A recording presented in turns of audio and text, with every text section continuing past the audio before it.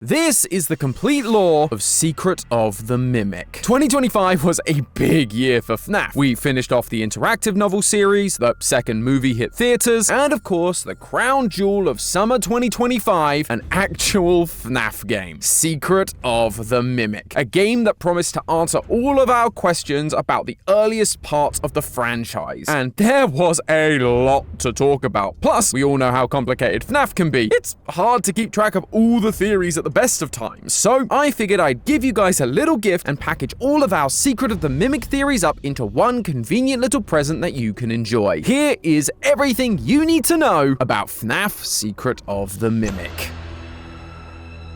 Hello Internet! Welcome to Game Theory, the show that's jaw has been hanging open like a badly made Chica costume ever since the release of FNAF's Secret of the Mimic. And I'm not alone in that feeling. Every single YouTuber has been completely sideswiped by this game. Chica! I can't believe we got Chica! Hey! Oh my god, there she is! That's insane. Why has it taken us all by surprise? Well, besides the fact the game actually works, mostly, it also did something that is completely unheard of in a FNAF game. They actually gave us a story. And I don't mean the super cryptic kind that we have to spend years and years figuring out. I mean the kind that actually helps us move forward in this franchise. For a long time, the community has been frustrated with the lack of clarification out there for this series. It's been years of theory upon theory upon theory. And while we have come to certain agreements for parts of it, there are still massive sections of the lore that we haven't been able to agree on simply because there's never really been a solid foundation to jump off of. But now, after 11 years of this franchise, Secret of the Mimic came as the earliest entry in the FNAF timeline and said, guys, I got you. Giving us relatively clear breakdowns of how the early years of Fazbear came to be, as well as throwing a bunch of hand cranks into the works that make us question everything we knew about this franchise. There's timelines that have been displaced, character personas completely shattered, and understandings of where the future of this franchise is going totally flipped on its head. Let's start from the beginning. We jump into the game as a lowly mechanic working for the wonderful as always Fazbear Entertainment. Our name is Arnold, and we've just gotten off of a 36-hour shift, only to be called in for one last job to help recover some Fazbear assets from one of their contractors, Edwin Murray. Begrudgingly, we head to Murray's costume manor, only to discover the asset is a set of blueprints for a killer animatronic endoskeleton that can fit into any costume and learn the role of any character or person, the Mimic. We gain access to different areas of the facility by upgrading our data diver with different permissions, from basic to security, repair, all the way up to executive privileges, all while trying to outrun or outweight the Mimic. He's going for it. Eventually, we get our hands on the blueprints, only to discover that it wasn't Fazbear talking to us through dispatch. It was the Mimic pretending to be them to get their hands on the data diver. This leads to one of three endings where we either escape and get killed by the Mimic, we escape and get killed by the Mimic, or we fix the Mimic and then just stand there watching it sleep. Now, these guys deserve an episode of their own because whichever one is canon could have massive implications that I just don't have time to get into right now. Instead, let's turn our attention to the stuff we can discover during the game, and the first of our big three characters, Edwin Murray. If you're a longtime viewer of this channel, or you're one of the people who understands my pain and has actually read the books, then that name isn't anything new. Edwin Murray is a character that we were introduced to in both The Storyteller and The Mimic from the Tales from the Peterplex series. His company was bought out by Fazbear. He created the Mimic to babysit his son David, but his son tragically died. And because the Mimic kept mimicking his dead son, he beat the thing up, teaching it violence, and then showed up 40 years later trying to stop it. However, when the Secret of the Mimic's creative director Evan Lampe said to Dorco, if you've read the books, you don't know the full story. He wasn't kidding. The story of Edwin goes so much deeper and is so much more tragic than we could have ever realized. As Arnold explores Murray's costume manor, we can find audio recordings and mailboxes containing digital text logs that give us the real story of what happened to this place. It was originally owned by Edwin's father, who we'll call Murray Sr. Edwin Murray works for him. Edwin Murray. This is my dad's place. You know, because nepotism. But Edwin is the quirky inventor type, and to test out his new voice recorder creation, he seeks out one of the new employees and former puppeteers. Excuse me, can I borrow your voice for a project? What for?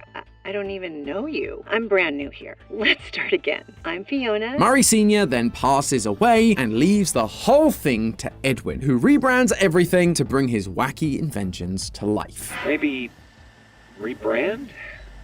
We could start making some of my inventions for real. Together with Fiona, they invent a bunch of wild tech, like a coffee machine that can learn your coffee preferences to make the perfect cup, a coat hanger that can adjust to any size you need, and an adorable vacuum cleaner. Oh, just look at him with his tiny little brooms and his little dumpy. Anyway, alongside this, he is also making a bunch of costumes, which I suppose makes sense given that's the name of the business. But the characters we see are interesting if you're a FNAF fan. We see a handful of characters that you might recognize, like Pirate and Cowgirl Roxy, Hillbilly Monty, a puppet pirate Foxy, and the big one, a rollerblading costume of Chica.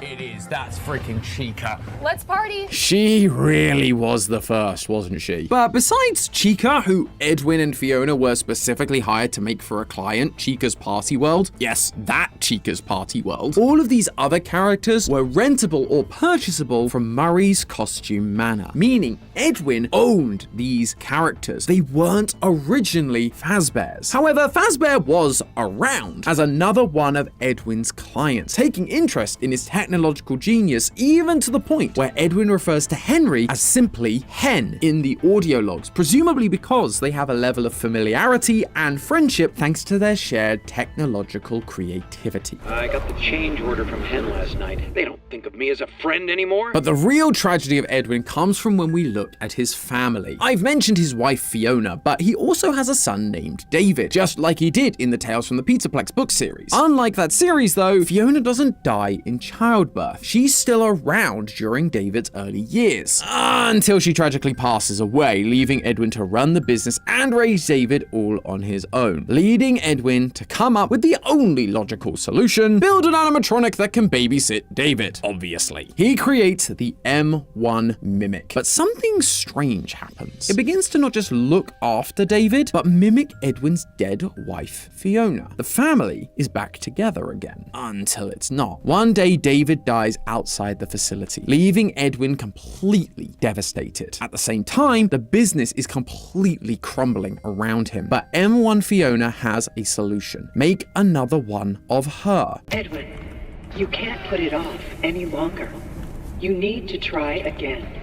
Build another. Make another mimic that would now mimic David so that they could be together again. Edwin isn't convinced at first, but eventually he gives in. He takes M1 out of the endoskeleton, copies the program, and creates M2, putting the new program into the endoskeleton. And it works. M2 begins acting like David, but it's too much for Edwin to handle, and he snaps, beating the animatronic, breaking its legs, and teaching it the valuable lesson of violence that Arnold now gets to experience firsthand. With that failure under his belt and the business still struggling, Edwin locks himself away with his final Fazbear project, a restaurant called Freddy Fazbear's Pizza. But M2 has other plans. It destroys the house, and Edwin is never seen or heard from again. It's a real sad ending, but you see what I mean about how it upends a lot of what we thought we knew. We've got characters we thought were Fazbears now created by someone else. We've got a wildly different setup to Edwin and his family than we saw in the books, and this is just the top level stuff that's been given to us on a plate. The more you dig into these things, the more things begin to change and shift our understanding of the entire franchise. But we've got some time, so let's keep things simple for now. We've been given a bunch of information about Edwin, his family, and his company. But what is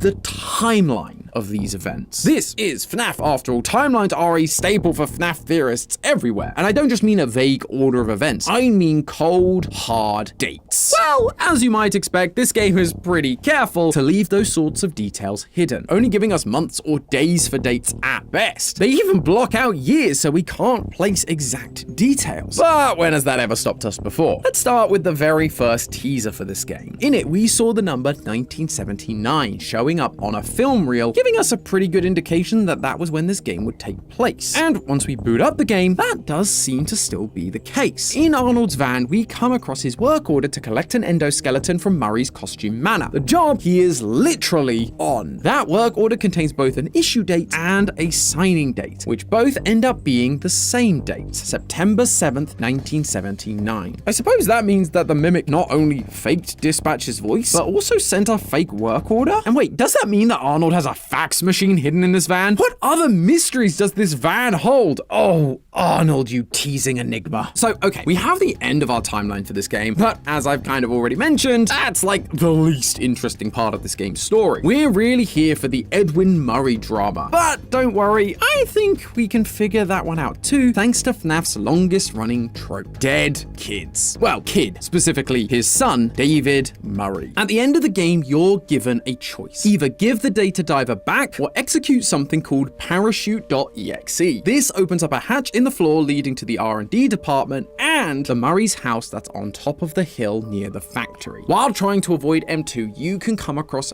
5 film reels showing some good old-fashioned Murray family home video for David's birthdays. The first is a little uneventful. He gets scared by a new Pirate Roxy puppet and is given his iconic white tiger plushie. The second, Edwin misses because he's too busy working. The third, Edwin breaks the news to David that Mummy isn't coming back. By the fourth, we see Edwin give David his slide that we see out the front of Murray's costume manor, with the robotic voice of M1 Fiona coming from off screen. And then finally, we get number 5, where we see Fiona in all her mimicky animatronic glory. She made a cake for David's birthday and is asked to go outside and collect David before the party gets started. And it's that last video that is crucial to solving this mystery. When M1 Fiona presents her cake, we can see the room she's in, and it's not the Murray's family home like all the others. This is actually an office inside Murray's costume manor. And we know that because if you're willing to spend a lot of time avoiding rollerblading Chica, you actually get to see this room firsthand, complete with all the same decorations. Oh my gosh. Happy birthday, David. The place looks abandoned. The food has been there a while, now all molded over. And we find out why thanks to the text logs that we have to collect to figure out the password for this room. On December 1st, Edwin sends out a work memo telling the workers that they need to be here on Saturday for David's party. Then there's a bunch of more light-hearted, jokey messages between the other employees about the room code, but on the 6th, the tone shifts. A message tells everyone that the party has been cancelled due to recent tragic events. With the state of the room, the notices we find about not bringing children to work, and the fact that the playground Edwin refers to must be the play park he got David for one of his birthdays, the one near the loading bay, the one he was warned would be too dangerous to have a kid near. Look, I get your concern. I do. But they're all just grounded. This is the perfect spot for David's playground. It all adds up to this being the day that David died. On Saturday, December 6th, everyone was there gathered together just like Edwin had asked, only for M1 to go down to find David and report him dead. Okay, everyone hide.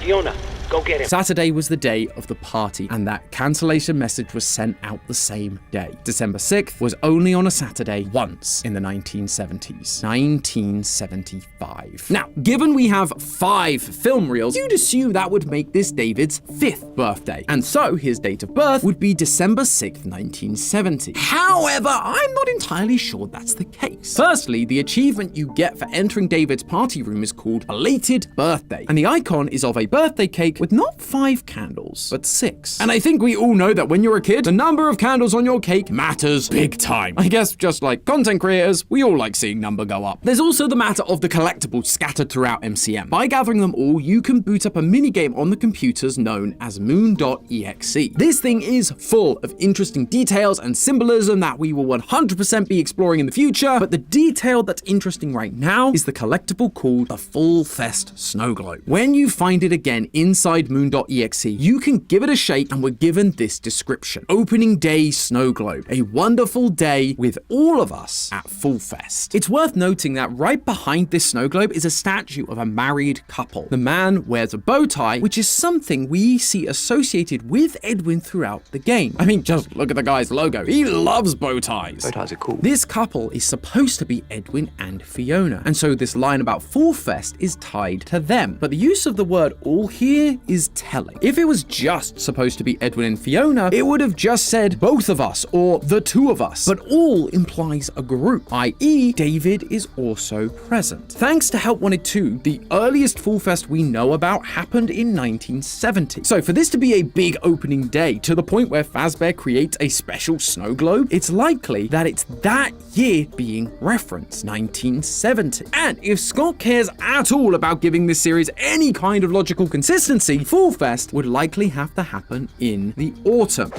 Fine, fall. With David's birthday being established as December 6th, it would be physically impossible for him to also be here on the opening day of Fall Fest in 1970, because he wouldn't have been born for another couple of months. So he'd have to have been born at least a year earlier, making him at minimum 6. But then why only show us 5 videos? What happened to the missing birthday? Well, we already know that Edwin is too busy to focus on his kid, hence he made the mimic in the first place. Would it be out of the realm of possibility that he was so busy he didn't even celebrate one of his kids' birthdays? The game certainly seems to think so, because inside the Storytime showroom you can find David's little den with all of his drawings on the wall, and one of them depicts a birthday with David surrounded not by family but by characters, and he has a cake with 4 candles on it. Up until now, David's parties have always been at his house, surrounded by family, not by characters. We never see a video of him having a birthday surrounded by characters, which implies that this is a birthday not caught on camera. Edwin missed his son's 4th birthday. He was so busy trying to save the company and possibly even building M1 that he got his staff to dress up as characters and look after him instead. Then, a year later, David gets his big slide and suddenly M1 Fiona exists to take care of David. This puts David's 6th birthday in 1975, and therefore his date of birth is actually December 6th, 1969. Nice. From here, we can actually extrapolate a few other dates and start to put things into a rough timeline. We never get exact ages for Edwin and Fiona, but we do know that David was their first and only child. In the late 60s and early 70s, the average age of first-time parents was 21.4 years old. And looking at marriages in the late 1960s, the average man was 23, while the average woman was about 20 when they got married. If Fiona is following these averages, that would mean they pretty much had David just over a year after getting married, putting their wedding in 1968. On top of that, the average length of an engagement for a couple in the 1960s was around just 3 to 6 months, with the ideal scenario being a fall engagement with a spring or summer wedding, and most would only have been dating for 6 months prior to that. So Fiona and Edwin most likely would have gotten engaged in the fall of 1967 and probably only started dating earlier that year. But as I've already told you, this relationship ends far too prematurely. One of the audio logs we find throughout the facility is a voice recording left by Fiona to Edwin explaining that she needs to go to one of their clients' events to make sure nothing goes wrong. I have to go help the Fall Fest crew. I just have this terrible feeling like I need to be there so nothing goes wrong. Now, remember that part of Moon.exe I mentioned earlier that shows us the married couple? The one representing Edwin and Fiona with the Fall Fest snow globe at their feet? Well, the woman's statue is described as being burnt and blackened. There's also a stall nearby that focuses on sewing materials, like a stand for someone who was maybe there to help with costumes and puppeteering, similar to what we know Fiona was capable of. That stand is also completely burnt down and destroyed. Putting all of that together, it clearly tells us that the event Fiona went to was Fall Fest, the Fazbear carnival we've been theorizing about for so long. And just as we've been predicting, it absolutely did end in fire, taking Fiona's life with it. Edwin breaks this news to David on his 3rd birthday, and as we've established, Fall Fest should happen in the fall just before that. So that puts Fiona's death sometime between September and November 1970.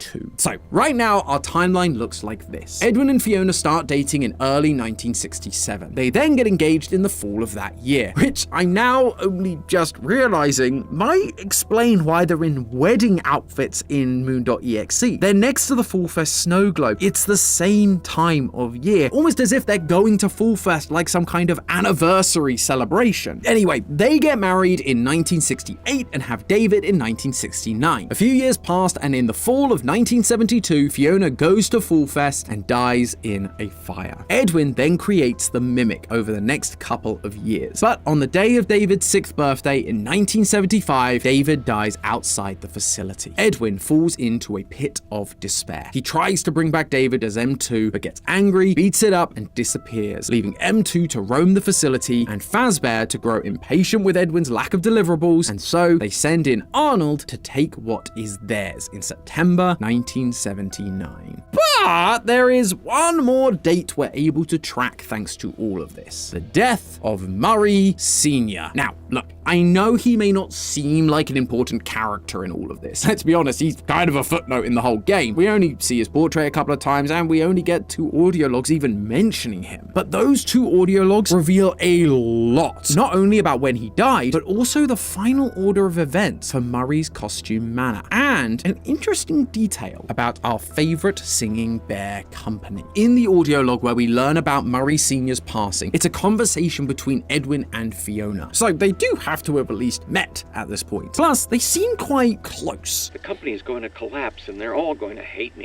And you'll figure it out. Just take a deep breath. It's your company now. Your dad believed in you. Otherwise, he wouldn't have left it to you. She's being encouraging in the way that a supportive partner would and should. So they're most likely at least dating when he passes. But the real key comes from when you backtrack through the entire game to find this specific Mr. Helpful. I mentioned earlier how we get new permissions for our data diver throughout the game to access new areas. Well, that isn't the only thing you get to access. The Mr. and Mrs. Helpfuls throughout the facility also have different responses depending on the staff level that is talking to them. If you go back and find them all once you get executive level access, we actually start to hear messages recorded by Edwin or Fiona directly addressing one another. And this one right here is very interesting indeed. I've got something very important to ask you.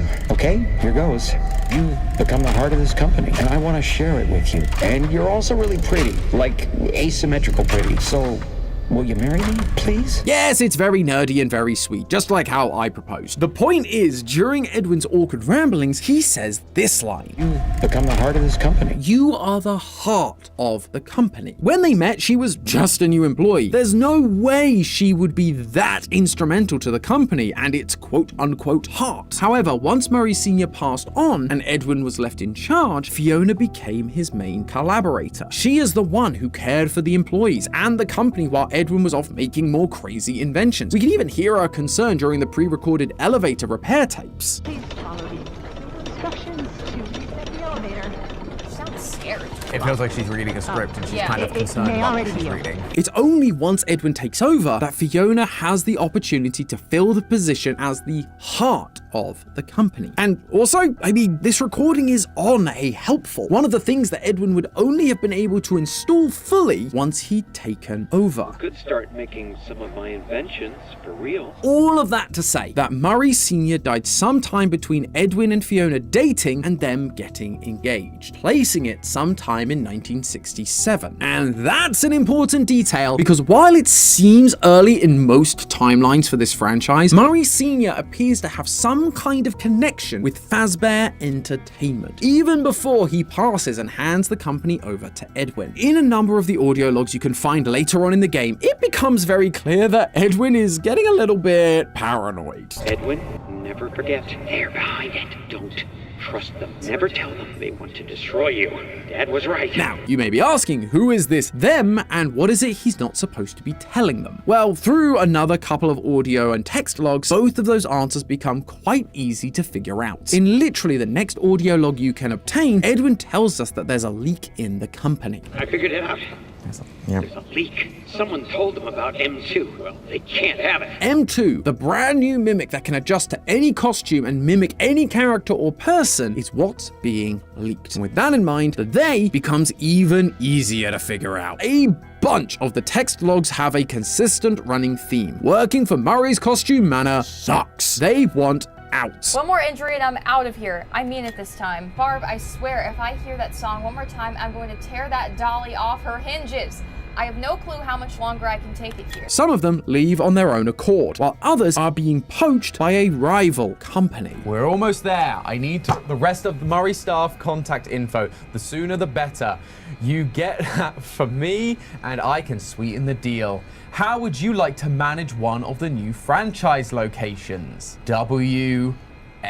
That's right, good old Willie A is here, and he's as evil a businessman as we always thought. Fazbear is actively stealing not just employees, but their business secrets. So it's Fazbear that is, quote, behind it. They are the ones who want to destroy Edwin, and he is reminding himself to not let them have the Mimic program. But do you remember the last thing he said? Dad was right. Dad was right. This mini paranoid speech is all about how Fazbear isn't to be trusted, and those words of advice came from Edwin's father. How? Because clearly Murray Sr. knew about Fazbear, Afton, and all of their shady business practices. Either because Murray Sr. was already in business with them prior to his death, or simply because MCM had been around for a while, and so he'd have likely seen how they operated and how small businesses they were working with suddenly disappeared. And so he made sure to warn his son about them. We all knew that Fazbear had been around a lot longer than we thought with the introduction of the 1970s Fall Fest poster in Help Wanted 2. But now it seems that they go back even further. Sure, it's only a few more years on paper, but just like everything in this game, we're being shown that we can't strictly rely on what we think we know as definitive. If we thought this prequel destroyed our understanding of the franchise, just wait until we learn about what was going on before all of this. First, it's a few more years into the 1960s, but who knows how far back it goes.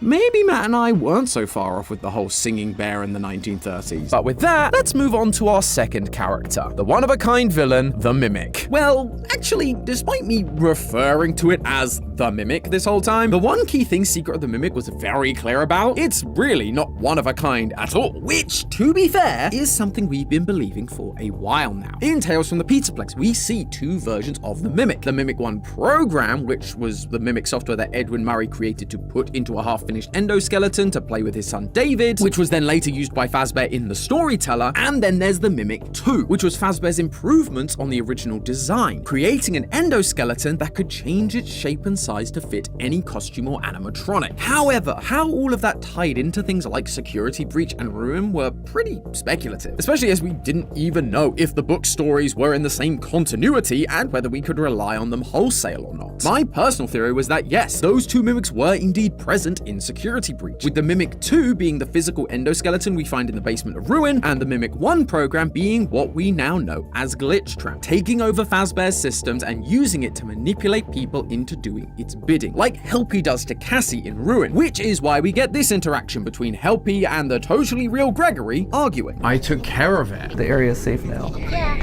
with my help. But now we do have a definitive backstory for the Mimic inside the game continuity. It turns out that yes, there are indeed two in-game Mimics, but there are some key differences from their book counterparts, and that drastically changes our entire understanding of Security Breach, Ruin, and the program that was trying to keep the Mimic underground, MXES. So hop into that definitely working elevator, friends, as we plummet down into the depths of Murray's costume manor to discover the real secret of the Mimic. So what does this game actually tell us about the game universe's version of the Mimic? Well, like most things in this game, it's similar but different to what we were expecting. Edwin does create the original Mimic, M1, to babysit David. Think of it as your new babysitter, but it doesn't get paid and go home. It'll stay with us and help around the house. But he also states that it was created to work inside multiple costumes. It'll wear fun costumes. It can fit into any costume we've created. Essentially, the game's lore has combined the purposes of the books M1 and M2 into one creation, and attributed all of it to Edwin, rather than one being a Fazbear creation, just like basically everything in this game. But this M1 also develops a little more than its book counterpart. This is where I heard it.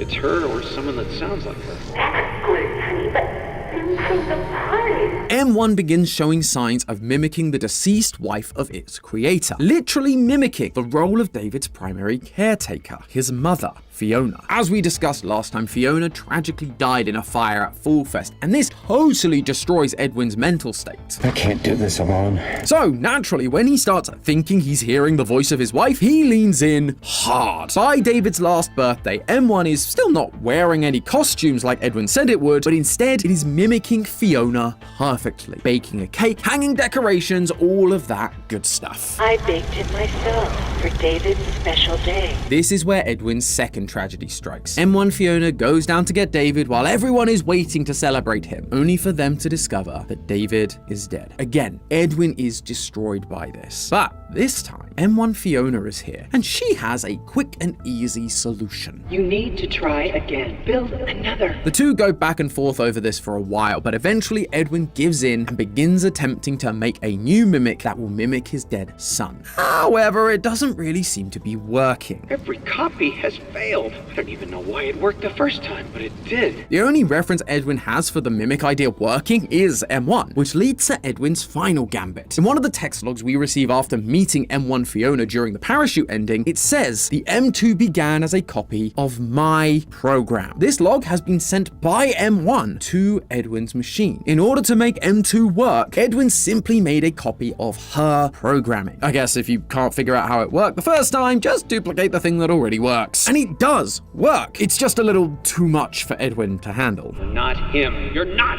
Stop sounding like him. This moment is what turned M2 into the killing machine we now find in the game, and its first victim, the man who tried to destroy it. Due to a minor detonation, there is damage to my office interior.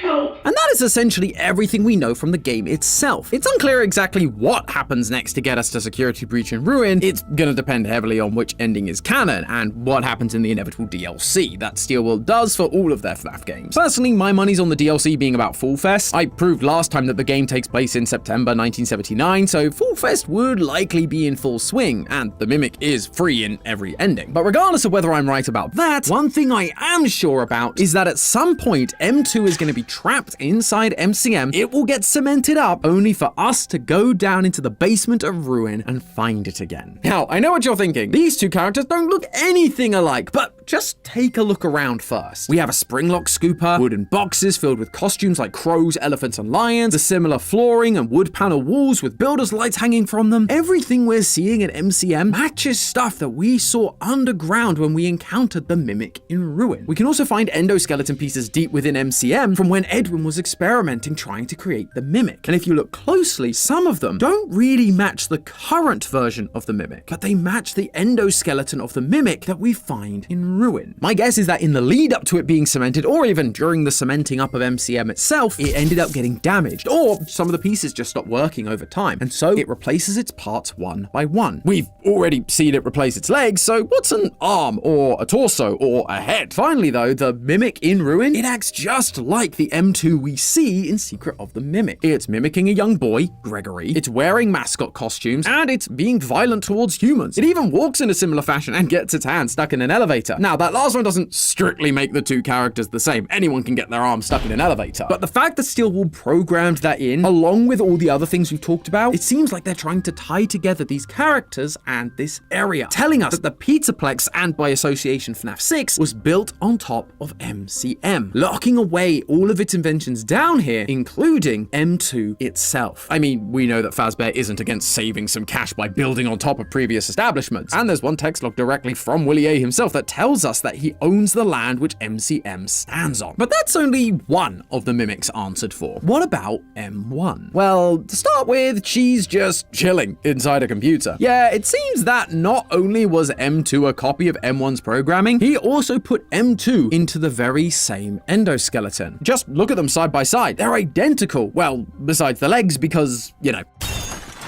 And we don't see another one of these endoskeletons walking around or even decommissioned. So all signs are pointing to Edwin removing the M1 program from the endoskeleton, putting M2 into the endoskeleton, and leaving M1 as just a program inside the computer that we find during the parachute ending. It is nice to meet you face to face. But as I'm sure most of you have realized, this isn't just any computer. This is the same computer that we found down in the basement of Ruin, the one that was running the MXES program, the big digital genie bunny that is keeping M2 locked away underneath the Pizzaplex. Does this mean Fiona is MXES? Has MXES actually been the M1 mimic like we first suspected when we saw the trailers for Ruin? I actually got asked about this during the theory crafting livestream we did immediately after our GT Live playthrough, which is what inspired me to do this episode in the first place. So thanks for showing up and being a part of that if that was you. At the time, it stumped me, but now that I've actually had some time to think about it, I believe I do have an answer. And that answer is, not quite. Honestly, it just doesn't make sense for Fiona to be a big blue bunny. Now, yes, I know what series we're talking about. FNAF rarely makes sense, but hear me out. We've always talked about how the Fazbear characters tend to be used as symbolism in these games. Freddy tends to be representative of Henry, for example. But in this game, we're also shown that Fiona was the one who designed Foxy and Chica. So if something is meant to represent her, it's more likely going to be one of those two. In my opinion, most likely Foxy. He was originally a puppet and she was a puppeteer. But Bonnie has always represented Afton. Afton was the reason Edwin was locked away in the R&D department and in his home, working on the new restaurant concept, keeping him away from his family, his son, which led to his death and eventually to him creating a violent and destructive mimic. So rather than MXES being a representation of Fiona, it's far more fitting that it's a representation of Afton. This new mimic has taken on part of Edwin's personality, the violent part, and is now being kept locked away by another blue rabbit. Like father, like son. But the real reason I don't think they're one and the same is because of the parachute ending. During it, we have to activate something called cradle.exe. We first hear about what this cradle is from one of the text logs. A handful of these logs seem to be addressed to Edwin and have a subject line written in binary, like a computer program trying to communicate, i.e. M1. One of these specifically asks Edwin to consider building the cradle if he won't fix M2's programming, and provides him with the blueprints for it. She describes it as a computer, bigger than anything he's built before, which sounds familiar on its own, but if you stop just before executing cradle.exe, you can see that it has a description. Mechanical X-Form Experimental Storage. MXEX.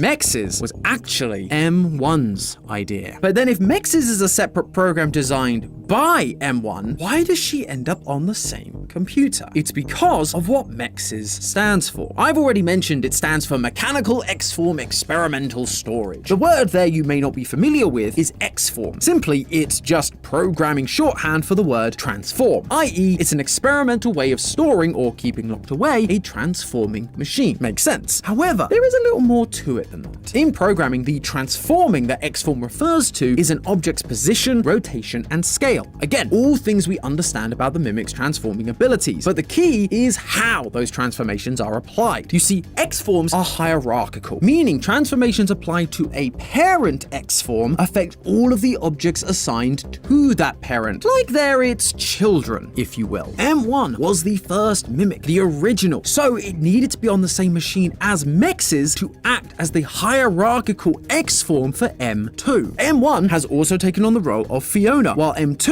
is supposed to be David, Fiona's child. Again, fitting nicely into that hierarchical programming setup. The parent is there so that MXES can help control the child. MXES can apply something to M1 that will automatically control M2. But clearly the program was never installed. Edwin built the Cradle computer and put M1 Fiona into it in order that the MXES program could use her to control the child and keep it locked away, but MXES isn't actually installed until we come along during the parachute ending. Eventually, Fazbear came along and collected the Cradle in a Fazbear van like we saw in the Help Wanted 2 update, with MXES fully operational. It's at this point that I believe they separated these two programs, MXES and M1. The Cradle was then rebranded from F10N4 to completely MXES, like we see in the basement of Ruin, and the M1 program was removed and likely stored like we saw in the Storyteller, until they decided they needed it for video games. Told us to scan it, said it would expedite the process. It was just junk, circuit boards and things like that. Which of course leads to M1 taking over Fazbear's systems, corrupting the animatronics, and creating the storylines that we see in Help Wanted, Security Breach, Help Wanted 2, and Ruin. This would all seem to line up with the previous theories I mentioned at the start of this episode, with Helpy actually being the M1 program controlling the entire Pizzaplex. It would also explain why M1 is able to stop MXES. They are no longer on the same system. MXES no longer has the hierarchical power to use M1 as an X-Form. But on that note, if MXES was M1's idea, why then is is she actively stopping it? Helpy is literally helping Cassie get further into the Pizzaplex, teaching her how to stop MXES and how to free the Mimic. Well, it's because while MXES was her idea, it was never really her goal. Try again, make another, and we can all be together. I miss you, but I miss my child.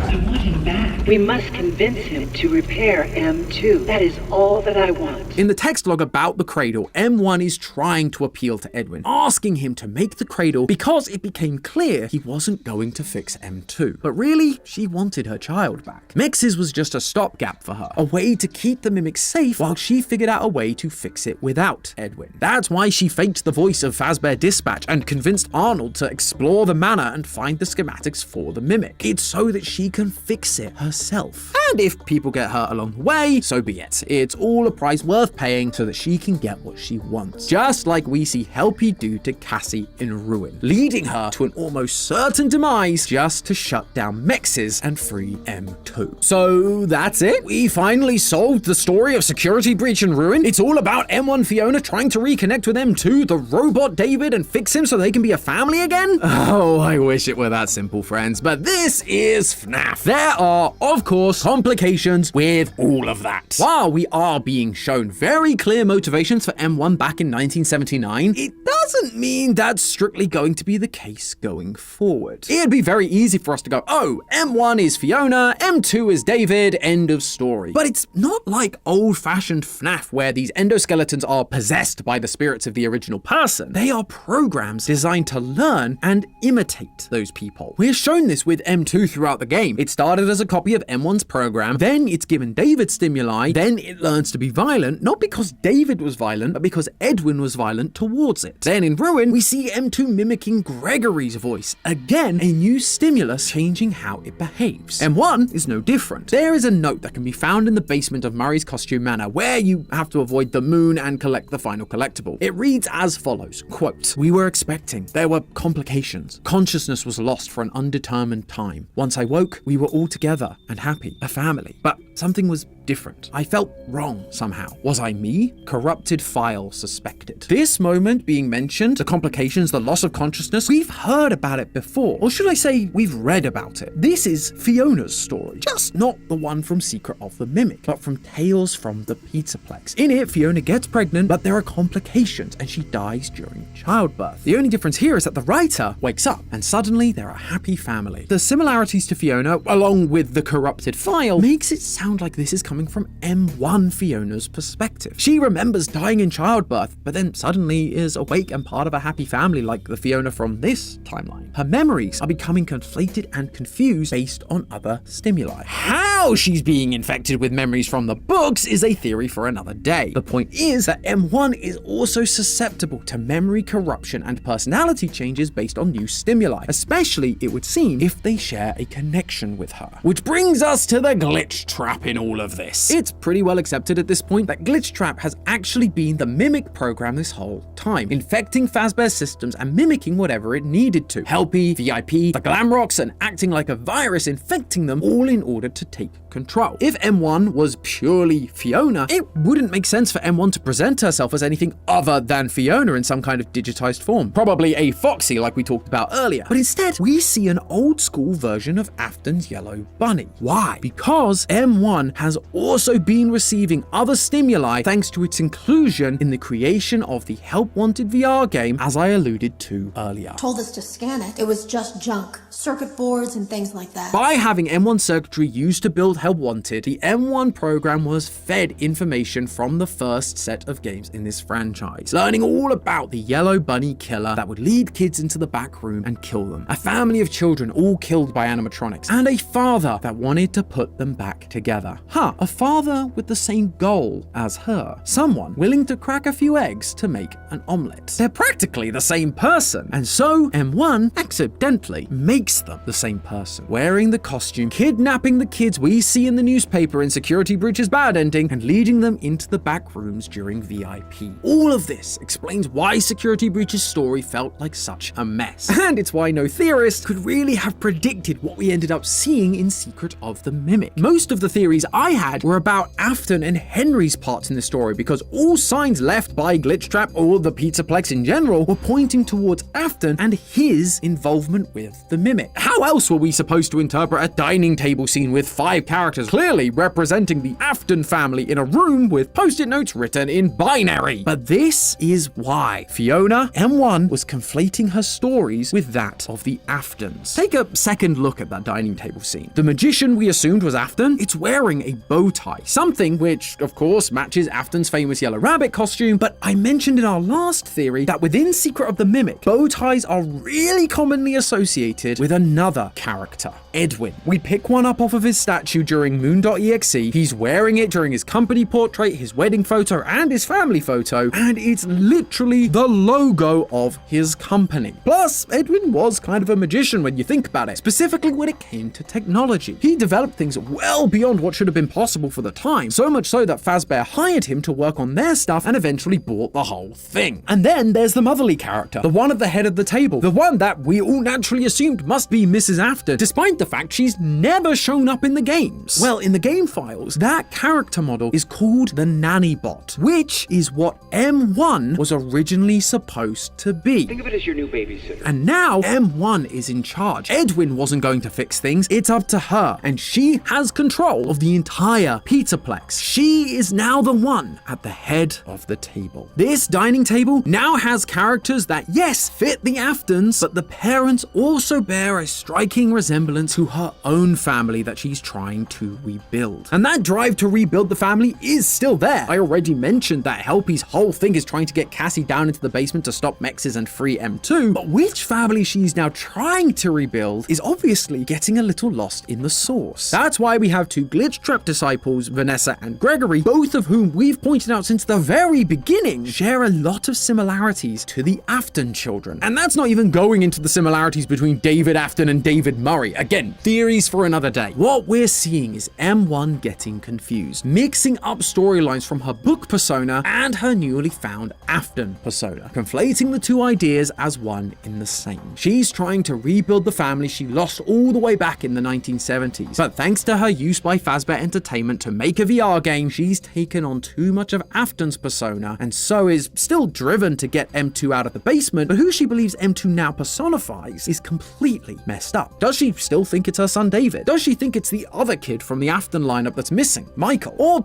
does she not even really know anymore? Is she just trying to free it because that core desire is there, but the meaning has gotten lost through all of this new stimuli? The truth is, that part is unclear right now. Any and all options are available to us. We just need to keep digging while also being aware that the DLC or sequel could drop in a year or so and change everything again. But speaking of digging a little deeper, regardless of who M1 thinks M2 is anymore, I do think we've been given the answer on how to stop both of them once and for all. And it's connected to a character that we have been theorizing about for years, Sun and Moon. When he first showed up in Security Breach, we knew nothing about this guy or what his purpose in the whole story was. By the time Ruin came along, it felt like he had to be connected to the Mimic, with both of them sharing the same individually moving teeth and the fact that he wears a jester costume, which felt very connected to both the jester costume we learned about in the books as well as the whole Fall Fest carnival. But now we have Secret of the Mimic, and Sun and Moon are all over this thing. We've got OG versions of the characters, we've got symbolic minigames, we've even got a mysterious lullaby, all of which make one thing extremely clear. We were 100% right about Sun and Moon being connected to the Mimic. Throughout the game, we are being shown that these 2, or 3, or I suppose 4 characters are intrinsically connected in so many interesting ways, but most importantly, Sun and Moon is actually the key to not just solving the Mimic, but ending it once and for all.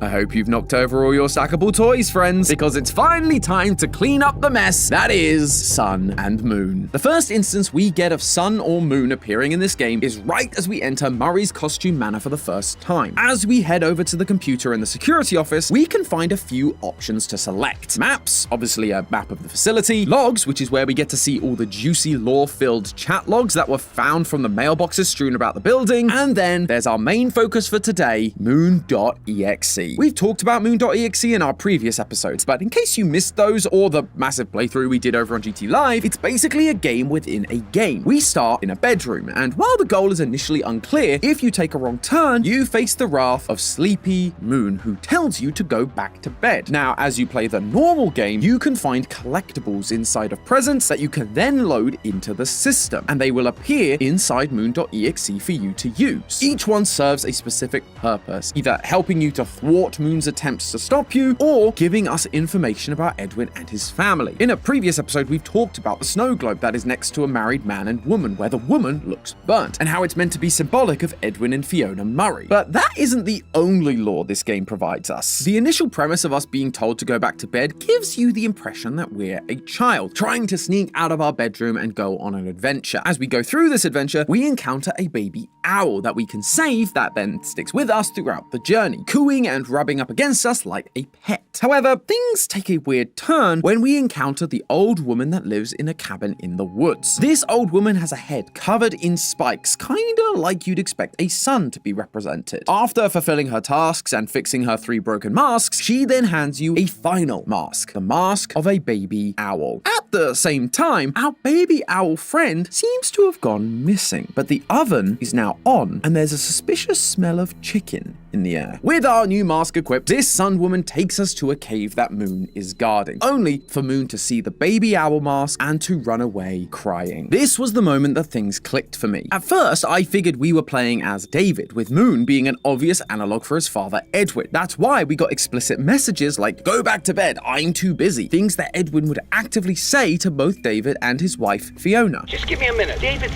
2 years old. He won't remember a thing. Besides, he's got plenty more birthdays. However, this moment where Moon, Edwin, sees us wearing a baby owl mask and then runs away crying, along with us only gaining the owl mask as the baby owl disappeared, it made me realize we weren't playing as David, but the mimic, M2. M2 was designed to mimic David perfectly, like it was wearing a mask pretending to be him. And we know that that actually really upset Edwin. Stop, not him. You're not. Stop sounding like him. This game, therefore, Moon.exe, is essentially M2 learning how to be David, being taught how to behave, like being in David's bedroom and being told to go back to bed. The baby owl, therefore, the one that we get the mask from, that disappears and dies, is the actual David. And the old woman's son, the one guiding us through the game that directs us on our journey once we have the owl mask, well, the game is pretty clear about who that is. Once you execute the parachute program and head down to the R&D department, we find M1, the original mimic, now taking on the persona of Fiona, sitting there like we spoke about last time. And on the monitor surrounding her, we see the same Sun character. M1, Fiona, is Sun. And that actually explains how M2 learned to be David in the first place. When M1 and Edwin are arguing about whether to make M2, David is already gone. It happened, and you have to deal with it. You did it before. So how did M2 learn to copy something that wasn't around to be copied? Well, if you saw our last episode, you'll know that M2 is actually a copy of M1's program, and M1 was around while David was alive. We even see a photo of them sitting on a hill together. So Sun, the one who is controlling and guiding this game for M2, is able to use her memory of David to help inform M2. This does bring up an interesting detail though. M1 gives M2 the owl mask, and suddenly baby owl is gone, being cooked on Sun's stove. We also know that M1 was the one that Edwin asked to go down and get David from his playground. Fiona, go get him. I left him out at the playground. This would seem to imply that David's death may not have been an accident after all, that M1 actually killed David in order that she could have a real family, a robot family, just like her. We spoke last time about how she's getting confused between different iterations of Fiona, one from the books and one from the games, thanks to this note we found in the basement of MCM. It's possible that she figured out she wasn't the real Fiona, and so wanted her own family, rather than just an inherited one where she didn't really belong. But I'm aware this part's a little bit more speculative, it just occurred to me while I was writing this. Anyway, the point is that Moon.exe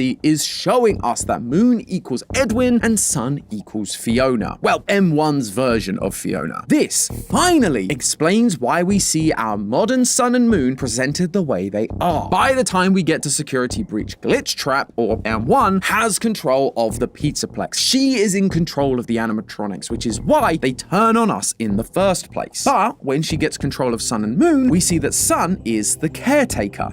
Finger pain, tell stories, drink fizzy fast until our heads explode. They are the one who wants things to be perfect and wants to win the child's affections. They are also the one during Ruin who wants to be rebooted. Reboot. We need to be whole. Just like M1 Fiona wants M2 to be fixed. Moon, on the other hand, Naughty boy, it's past your bedtime. They want the child to just go to sleep and are far more aggressive, reflecting how M1 sees Edwin. She believes him to be aggressive both because of Moon.exe and, well, you know. Stop sounding like him.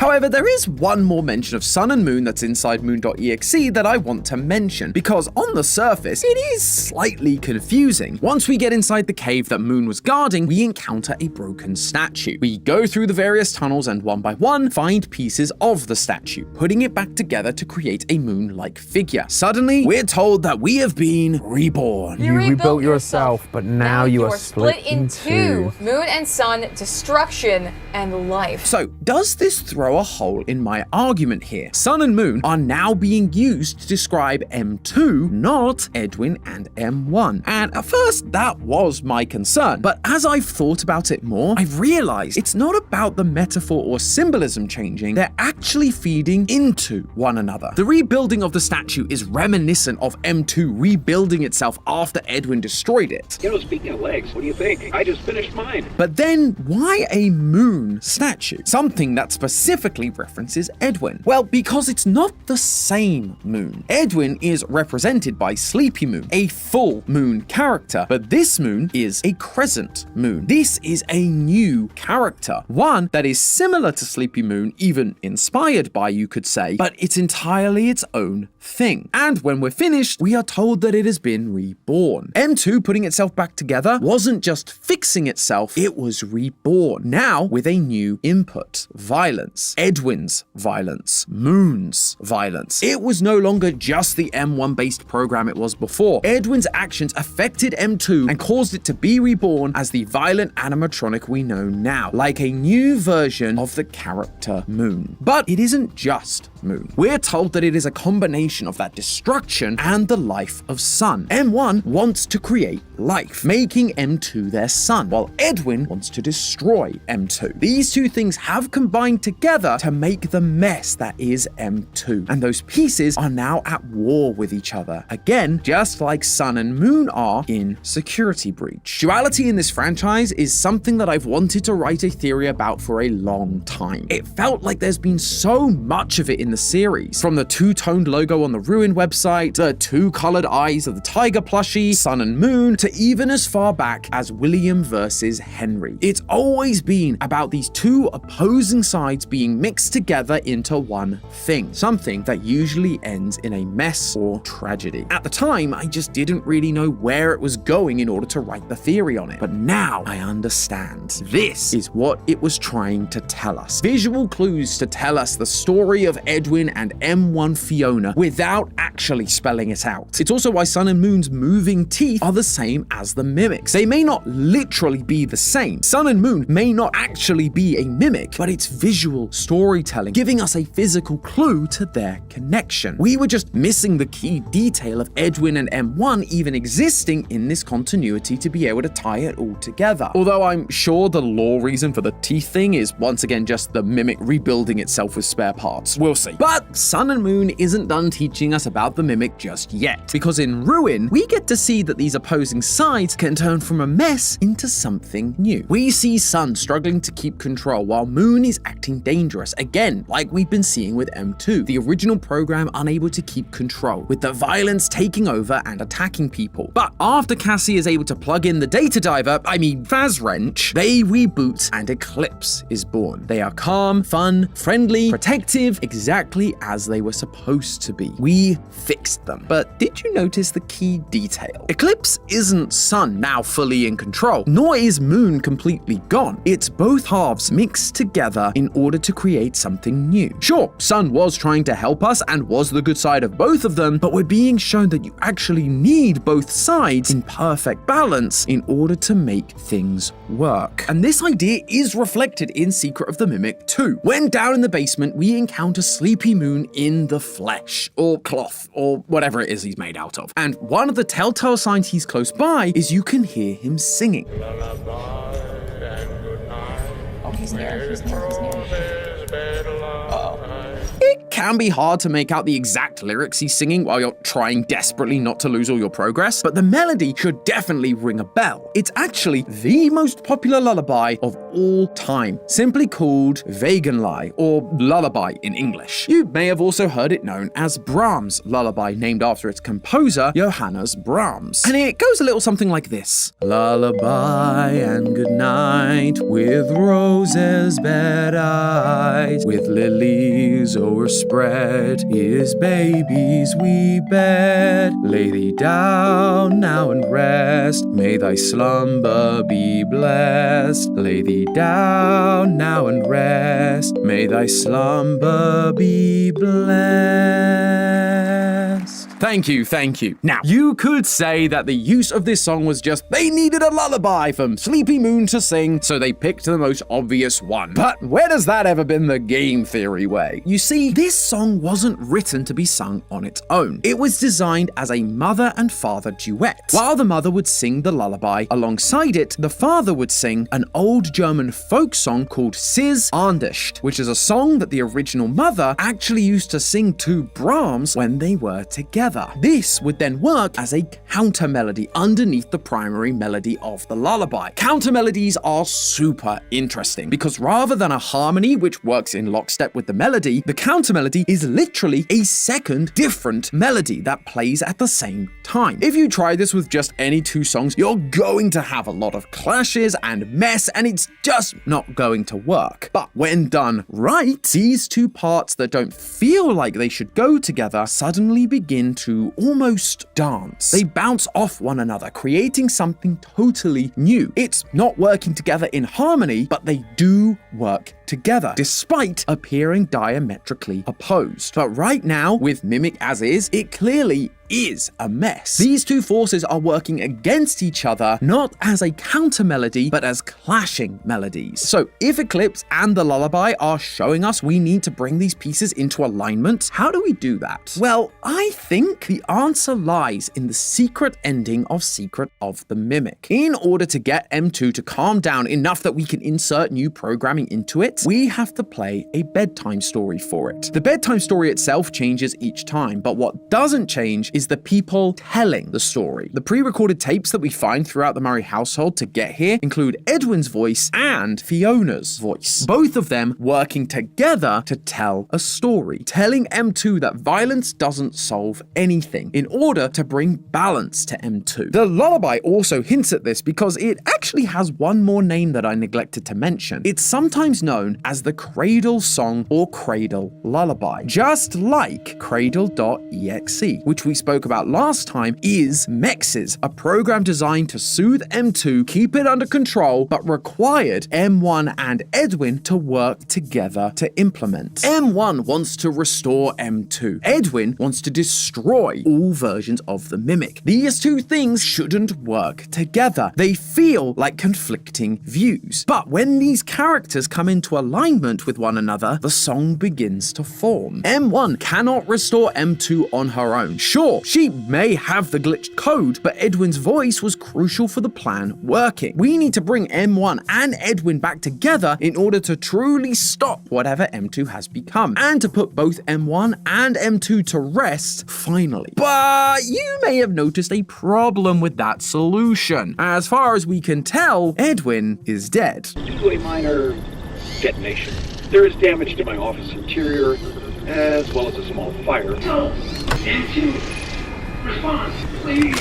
I can't move. I can't feel my legs. M2 blew up part of the house and refused to help Edwin while it burnt and collapsed around him. But remember what franchise we're talking about here, friends. Just because someone is dead doesn't mean they're truly gone. In fact, Moon basically tells us as such with the lullabies he's singing. Oh yeah, this thing still has a lot to give in terms of lore significance, and it's to do with the more meta side of it. Why it was written and who it was written for. Brahms wrote this lullaby for his close friend Bertha Faber. Brahms and Faber used to date many years before, which is when she used to sing Sis Arndish to him, a song about a shepherd and his lover. When they reconnected years later, she was married to someone else, had a child with another on the way. Brahms wrote this lullaby for the birth of that second child, but it wasn't a completely selfless, sweet act. He wrote it so that when she and her husband sang it together to their baby, he would also be there. It was a way of making sure he was connected to her always, even when he wasn't physically around. If Moon is supposed to represent Edwin, and he's the one singing this song, it makes me think that we're being told that while he may be physically gone, he's not completely gone. He's just somewhere hidden, somewhere we wouldn't expect. And that somewhere, I believe, is Princess Quest, because I think that Edwin is the king, otherwise known as Old Man Consequences. Okay, before you start writing in the comments about how I followed in Matt's footsteps and I've lost my mind to this franchise, hear me out. I'm not the only person to have had this idea. This idea was actually brought up during our recent live theory crafting session by fellow FNAF theorist Gibby's Horror Homestead. Oh, I see that Gibby Horror Homestead. Edwin as Old Man Consequences. Hello, Gibby. Great for you to join us. This thought actually occurred to me today. And not only had the thought occurred to me earlier that day, since then, I've not been able to get it out of my head. It just makes so much sense to me. I mean, Edwin is the ultimate man of consequence. His creation of crazy gadgets landed him in bed with Fazbear, who then took everything from him. His rushed inventions meant things could go wrong easily, so Fiona went to Full Fest to make sure that didn't happen, and she died. He didn't pay enough attention to his son, and so David ended up dead. He created an incredibly powerful AI and then beat it up, and so in return, it killed him. Everything Edwin did came back to bite him on the butt. Consequence, thy name is Edwin. Plus, in the Tales from the Peterplex story, The Storyteller, Edwin does come back 40 years later and tries to stop the Mimic. And Old Man Consequences in Security Breach is all about equipping the princess to defeat the Glitch Trap virus, aka the M1 program that's been corrupted by Afton's influence and is now running the Peterplex. We also know that Game Edwin wants to stop the Mimic. Both Mimics. I let a machine raise my kid. You're not real. What was I thinking? He realized what he'd created and that it couldn't replace the real thing, which is why he didn't want to fix M2. Instead, just going along with the plan to create MXES to pacify it. Now, I'm not saying that Edwin is possessing Princess Quest or anything like that. Modern FNAF requires modern solutions, and so I believe it's more likely that, like M1 isn't really Fiona, but the M1 program mimicking Fiona, that this is another program designed to imitate Edwin, like a digital signature of sorts. In the real world, programmers will sometimes physically put part of themselves into their code. They will leave a line of code or even just a few letters or symbols so that when someone else takes a look, they will know whose code it is. We actually see Gregory do this in GGY. When the animatronics begin behaving strangely, the characters take a look at the code and find the letters GGY all over the place. It's not really doing anything, it's just a digital signature to let you know that this was Gregory's doing. At this point, M1 has been integrated into basically every part of Fazbear Entertainment's technology. M1 is running the show, corrupting everything, but M1 was Edwin's code. He created it, and so I'm suggesting that deep in that programming lies a little piece of himself, almost like a failsafe that's there trying to fight back. Old Man Consequences. In FNAF World, he was buried deep in that code, but as time's gone on, he's slowly come more and more to the surface, able to help more and more. He helped Vanny fight back against the Glitch Trap virus. We even saw Moon, the character we've talked about representing Edwin, giving over Glitch Trap to Vanny so that she could crush it and be free of its influence at the end of Princess Quest 4. And I think in whatever sequel Steelwell has planned, we're going to have to help Old Man Consequences consequences one last time, to free M1 of Glitchtrap's influence and bring Edwin and M1 together to stop M2. They may be doing it for different reasons. Edwin may still want to destroy it. M1 may still want to fix it. But if we can get them to put aside their differences, those counter melodies are going to start to work together to create a complete piece that will end the internal battle of the Mimic once and for all. Although the Mimic in Ruin does seem to have a convenient hole where we had to insert the data diver during the secret ending, so we might have to figure out a different way to get these two fighting programs into it in the first place. But the biggest question that I have yet to solve, and the main question I had going into this game, wasn't about the Mimic, or Edwin Murray, or Security Breach. I wanted to know the truth about the origins of Fazbear Entertainment. William and Henry. These two characters we've known about since the beginning, and yet know very little about. Where did they start? How did they create this empire? Who were they, really? But friends, nothing, and I mean nothing, could have prepared me, or the rest of the internet, for what we were about to witness. Spring lock assembly may be required. No!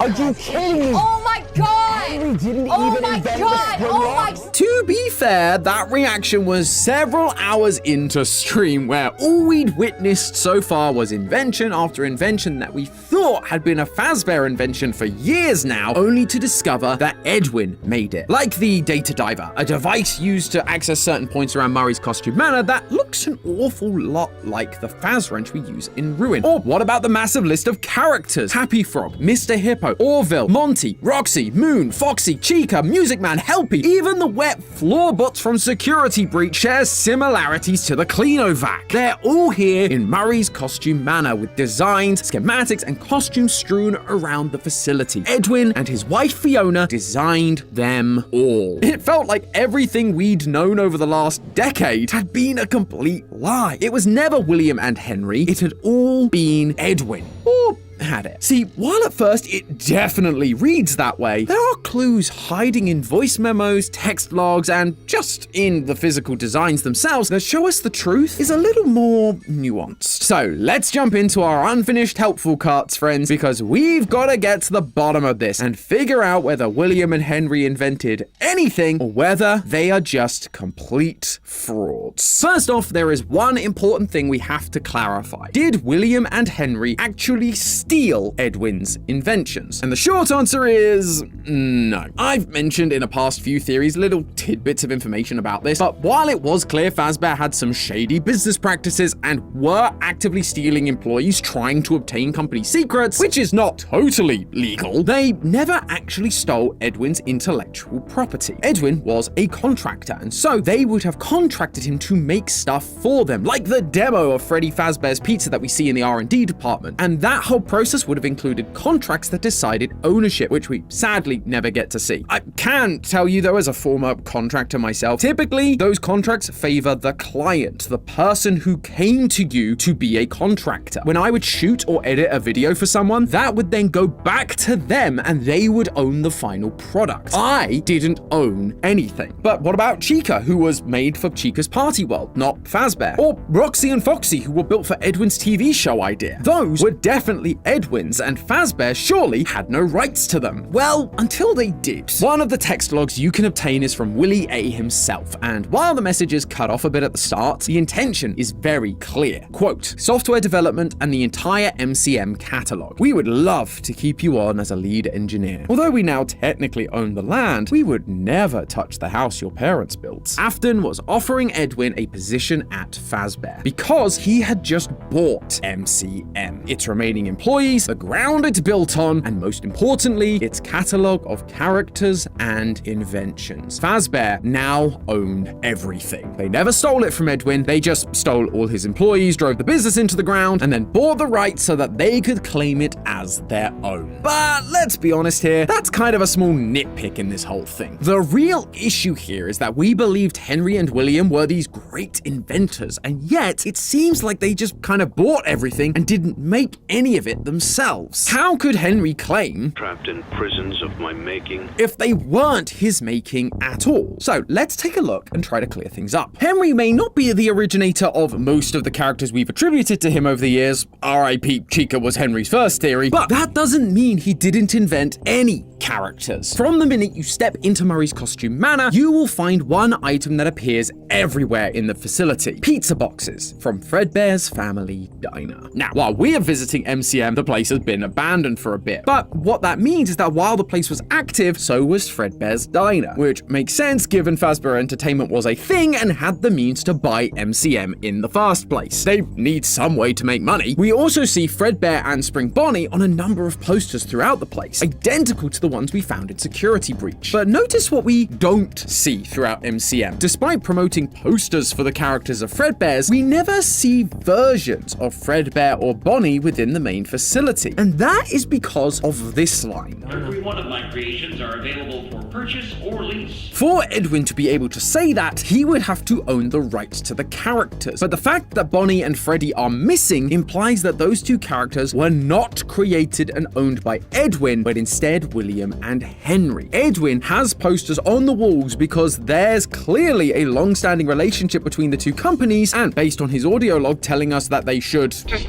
hire some teens to wear the suits like we always do. It seems like he has worked on the diner in some way. So the posters are just him promoting himself, going, hey, you know this successful franchise? Well, I helped make that. But he can't show any of the costumes or animatronics for Fredbear and Bonnie because he doesn't own the rights. They were created and owned by William and Henry. So nice big tick for them there. But that leads us into the big discussion around Fazbear. Spring lock assembly may be required. No! No! Hazards that could Are you kidding me? Oh my god! Henry didn't even invent the spring locks. Oh my god! Did Edwin invent the spring locks? Before this point, we've been under the impression that it was Henry who invented the spring locks, as during the Silver Eyes trilogy, we're pretty much told that outright. Quote, these are spring locks, one of the first ones Henry made. But now in Secret of the Mimic, we see plenty of spring lock suits. We see messages about Edwin making them, and we even get to travel around inside them, which is kinda horrifying. However, there is one big detail that stands out pretty quickly, which made me reconsider whether this was another acquired contraption. The fact that we cannot be killed by the spring locks. Spring lock suits are notoriously finicky, causing fatal injury at the first sign of sudden movements or water, and yet we managed to fall through an entire floor and yet sustain no injuries. It's almost as if they are not the same kind of spring locks, and that is exactly the case. We receive a text log from Edwin during the game that specifically talks about updating the spring locks to sustain water damage and be okay. There's also the fact that the original spring locks were designed to be both suit and animatronic, while the new ones seem to only really be suits. And finally, the versions of Fredbear and Spring Bonnie down in the R&D department, while looking somewhat like the versions we know, have colored exoskeletons made of metal, rather than the felt-based material that would stain and discolor like we know from modern Springtrap. And to top that off, there's an audio log in the same area that talks about spring locks being used for a long time before this moment. It would be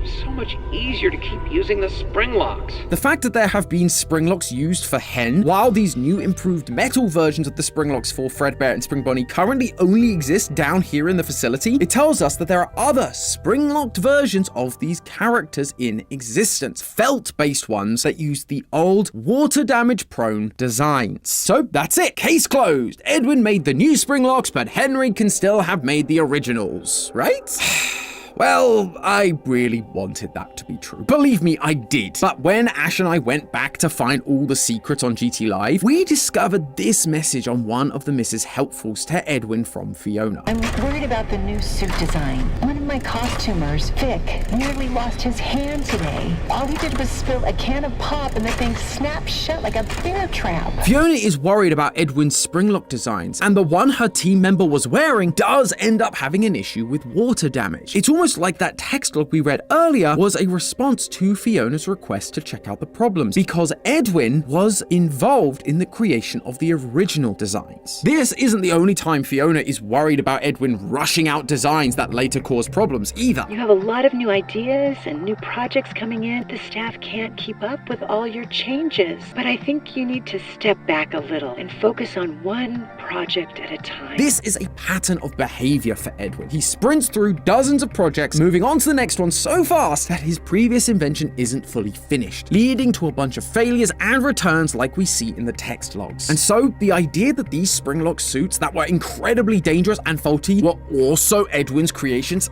actually makes a lot of sense for his character. And yes, there is a chance that the original springlocks were potentially a collaboration between both Henry and Edwin. But right now, I'm just not sure the evidence is there. The books say that Henry was the inventor of the springlocks, but that's a very different continuity. The games have never made that claim. The closest we get is prisons of my making. But here, Henry is talking about the normal animatronics, the ones that Edwin never finished. And so you could plausibly say that Henry was the one who made them. Edwin did say that Henry was the one changing the designs. I got the change order from Hen last night. Why change it now? Now they changed their minds. Well, we're so close to final. The new concepts are, frankly, creepy. But he never mentioned springlocks. That doesn't make this a retcon, it's just a realigning of our understanding between the different continuities of these characters, which is basically what Secret of the Mimic did with all of the book continuities. In the novel trilogy, Henry made the springlocks, but in the games, it was Edwin. Who knows, maybe it'll turn out to be Afton in the movies. But thanks to the company failing and Edwin's eventual demise, the new springlocks for Fazbear's characters were never finished. Fazbear just had to keep using Edwin's old designs, so I guess you could say that it was karma that got Afton in the end, in more ways than one. And speaking of good old Willie A, what did he actually do? I mean, we've always known he's a bit of a scumbag, so I don't think his lack of inventions would be all that surprising. But just like I think we can still credit Henry with the creation of the normal animatronics, I think there are a couple of things Afton can be credited with creating himself, namely the Funtime animatronics and the Scoop. In Sister Location and Pizzeria Simulator, we found blueprints for these devices, and they all have copyright attributed to Afton Robotics. Of course, we know that Foxy isn't his OC, that one firmly belongs to Edwin and Fiona, and the whole stomach hatch design definitely borrows from Edwin's springlock designs. But the animatronic part, the weird wiry bodies, we don't see anything like that from Edwin. The Scoop also, of course, bears resemblance to the springlock crane that we find in MCM, and that we then saw in Ruin. They have the ability to scoop something out of a costume or springlock suit or whatever, but all the stuff about remnant injection and storage, that's all Afton, baby.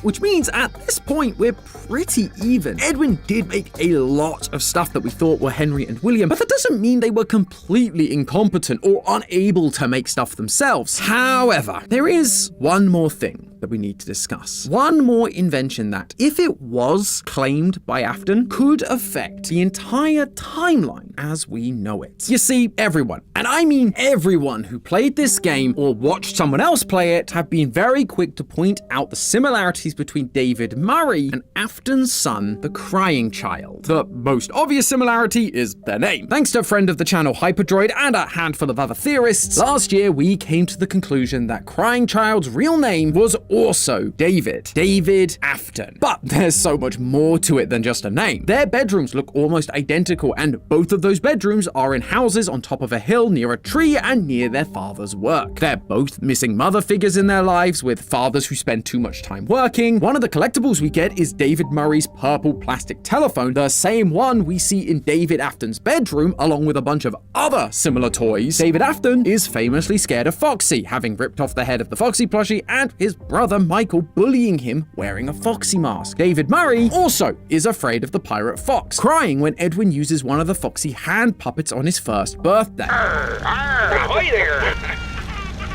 Oh, honey, you're scaring him. Both of them even have a birthday party for them coming up on a Saturday, only for them to die on that same birthday. Everything about these two feels identical to a strange degree, almost as if they're the same person. But obviously, as I've mentioned, David Murray is dead, so they cannot physically be the same person. But you know who is still alive and kicking? The thing that was created to become David Murray, M2. And this is where we we hit an interesting fork in the road. There are two ways we can look at this information. There's the more literal approach, where the reason these two characters feel so similar is because they are the same character. M2 takes on the role of David, and Afton adopts it as his child. Or there's the less literal approach. So let's start with that first option. Before we can talk about what this path would solve, we have to figure out the how of it all. How was William able to get control of M2 and turn it into his son, David, the crying child Afton? Well, that comes down to the secret ending of Secret of the Mimic. You see, in that ending, we complete Moon.exe. We get some glitched permissions that allow us to access special doors in the Murray household, and from there, we fix M2, turning them into the perfect mimic of David. M2 then goes to bed and shuts off as the game fades to black. This is the only ending where M2 is completely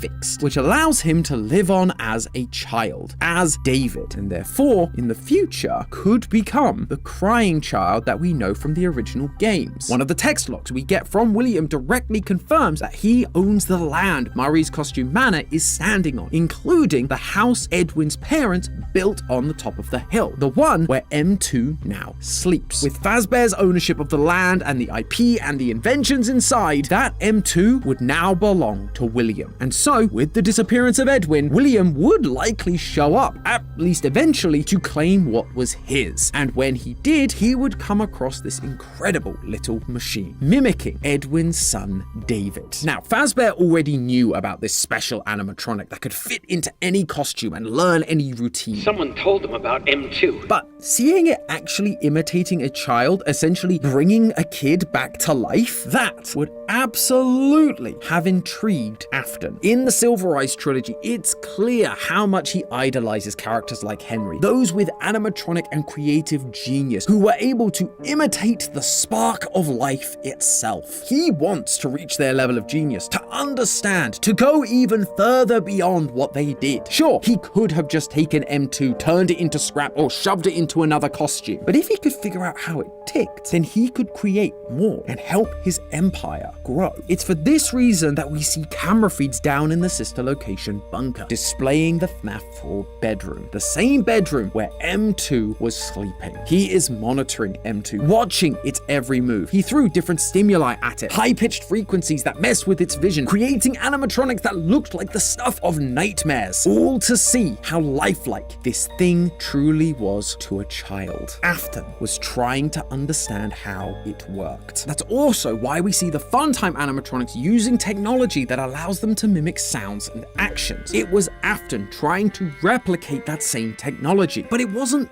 fully there yet, because William wasn't the original creator, although they clearly did manage to mimic one thing correctly. In order not to raise suspicion, Afton would need to make M2 look like another one of his kids. We see masks down in the sister location bunker, Afton's attempts to create realistic human costumes, one that M2 would be able to wear out and about, which is why when the Funtimes encounter Michael Afton all those years later, another one of the Afton kids, they knew what they had to do. They mimicked what they saw M2 doing all those years ago, jumping inside the skin of one of the Afton kids in order to explore the world. They were able to mimic an action, but they lacked the nuance of understanding. Just like M2 would stuff people into suits because, as far as it could tell, that's just where human bodies went. Feels like there's maybe a bigger lesson we could take away from that. But there are a bunch of other pieces of evidence from previous games that suddenly begin to line up when we continue down this train of thought. For example, why does Mike bully his brother? Of course, older brothers can just be mean sometimes. I should know, I am one. But if David Afton is actually a robot kid wearing a skin suit and they are getting all of this attention from their father, well, that would make any kid jealous and want to lash out. They aren't his real son. Why is he getting all the attention instead of me? It's not fair. Michael then goes on to have an obsession with the show The Immortal and the Restless, which the most famous and frustrating line is, "The baby isn't mine." We've tried to make sense of this thing for years, but now we might finally have an answer. It's not that one of the kids was adopted or that Afton had a kid with another woman. It's literally not a baby. It's a robot mimicking another man's child, David Murray. In the security logbook, Michael even comments that he relates most to Clara, as she is the one who seems to see the world she lives in as crazy, just like Michael doesn't understand how people can't tell that this is a weird robot kid that his dad is claiming to be his sibling. But the biggest thing that this solves is actually less to do with M2 itself and more how the Mimic existing in these early parts of the timeline might solve the most infamous line in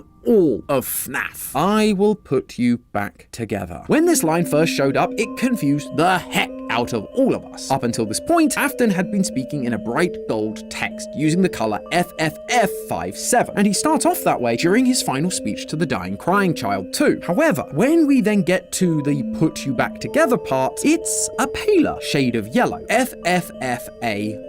It was confusing as there weren't really any other characters left to claim that color, nor did it make sense for it to be anyone other than Afton. It wasn't helped that in Ultimate Custom Night, when we're seemingly playing as Afton in Eternal Purgatory, we get lines from Nightmare Fredbear that repeat this idea. Let me put you back together. It felt like Scott just made a mistake and used Ultimate Custom Night to rectify that mistake. But now, I offer you an alternative solution. What if the reason it's a similar color to Afton's gold text, but slightly different, is because it isn't Afton, but someone or something pretending to be Afton, mimicking him, if you will. Remember, while we've been focusing on M2 as David Afton, there's another character that Secret of the Mimic introduces to us. M1, Fiona Murray. All she wanted to do was to put her son David back together. I beg you, put it all aside and fix M2. And in the secret ending, that's what she got. But then Afton swooped on in and took her son for himself. She was stuck inside the cradle, the MXES machine. She would have been powerless to stop him. But, as we've talked about before, she was taken away and likely installed into Fazbear's system. So when Michael took things too far and got M2's head crushed inside of Fredbear, her motherly instincts kicked in. She managed to take over the walkie-talkie and speak directly to M2, promising to put her child back together again. Meanwhile, Afton would have seen M2 as broken and of no use. If anything, he'd actually kind of been an inconvenience to him based on Fredbear's dialogue. Plus, he couldn't even fix him if he wanted to. He was just trying to figure out how it worked. He hadn't actually solved it. And regardless, he now had his new fun times who were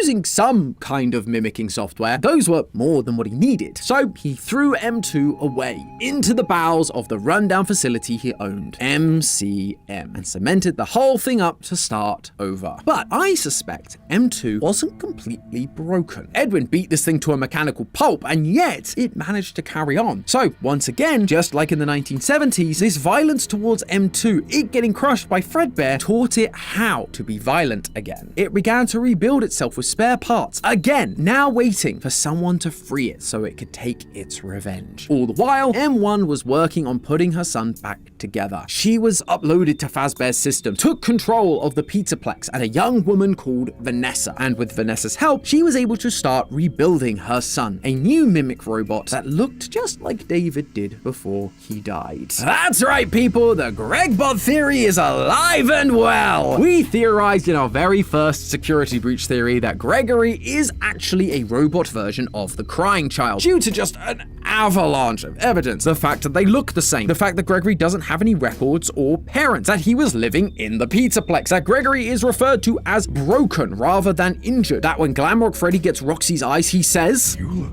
different to me." That he has CRT-style vision when Vanny gets too close with what sounds like a sound illusion disc. There's his robotic actions that he takes in the books. Quote, he cocked his head and studied Tony for several seconds. And to top it all off, we have the post-it room, which is covered in notes, starting in binary, but then beginning to turn into phrases we know David Afton would have been saying, like party time or birthday time, like a robot coming into consciousness and learning the identity it's supposed to be taking on. The party was for him. After all the signs point to him being a robot version of the crying child. It just made so much sense. And now I present you with this image. You can find it during the parachute ending of Secret of the Mimic, and it's of David sitting on top of a hill with M1. Now tell me, does that look familiar to you? Because it should. It's almost identical to the image we get from the burn trap ending in Secret of the Mimic, with Gregory sitting on top of a hill with his Freddy's protector, Glam Rock Freddy. We are once again being shown the same looking scenario because they are meant to be showing us the same characters. Gregory is M1's attempt to recreate her broken child, David, M2. That might even explain why we get Gregory dropping the elevator on Cassie at the end of Ruin. It could be M1 or M2 controlling the system to get Cassie to come back, or it's because Gregory is still following his programming, acting under the orders of his mother, M1, to bring the family back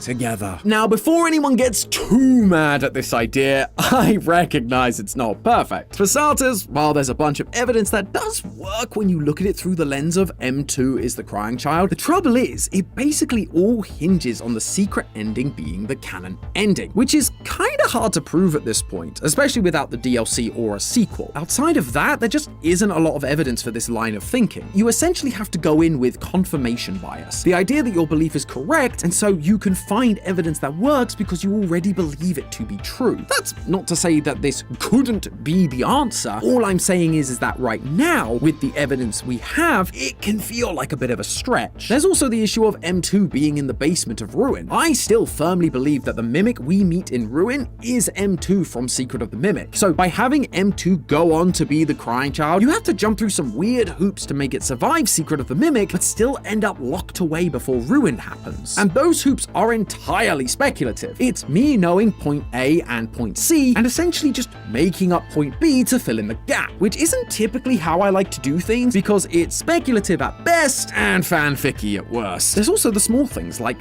why would we hear a flatline in FNAF 4 if David Afton was just a robot M2 the whole time? And of course, there's Gregbot, the most Marmite of our FNAF theories in recent years. Some people love it, and some people hate it. In fact, most people hate it. And believe me, I get it. I would love for some of our human characters to just be their own thing rather than copies of others. Plus, with M2 down in the basement, it means we end up with 3 mimics running around. And that just feels unsatisfying from a story perspective. Let's just say Vanessa is also a robot like the movie novelization seems to imply and just have a full set. Or we can try the other option, because this connection between these characters immediately seems suspicious. It couldn't just be a coincidence, right? Oh no, my friends. This rabbit hole is big. Big enough to fit every iteration of William Afton we've had throughout the years. No, not you. Get out of here. Honestly, why do you even exist? What I'm trying to say is that a coincidence implies this kind of similarity has only happened once. However, thanks to Secret of the Mimic, we've actually got a bunch of quote-unquote coincidences between the original set of games and the new lore we've learnt about from this new game. Just look at one of the other important Murrays, Edwin. He is a brilliant robotics engineer whose life is defined by 2 things: his incredible world-changing inventions and the soul-crushing loss of his wife and son. He's a genius haunted by tragedy, whose own creations ultimately become twisted into something monstrous and turn against him, killing both him and his son. Now, flip over to what the original games told us about William Afton, a creative robotics genius whose entire family story is defined by loss and tragedy at the hands of the killer robots he created. Baby kills Elizabeth, Fredbear kills David, and Michael is then killed by the Fun Times. We also have the mysterious and absent Mrs. Afton, who we've theorized about in the past being represented by Ballora, the musical ballerina from Sister Location, mostly because of the song she sings. Why do you hide inside your walls when there is music in my halls? All I see is an empty room, no more joy, an empty tomb. Again, doesn't that sound familiar? Almost like it's exactly how M1 Fiona feels. Her husband locked away inside his walls, trying to work on projects, not spending any time with her. I miss you.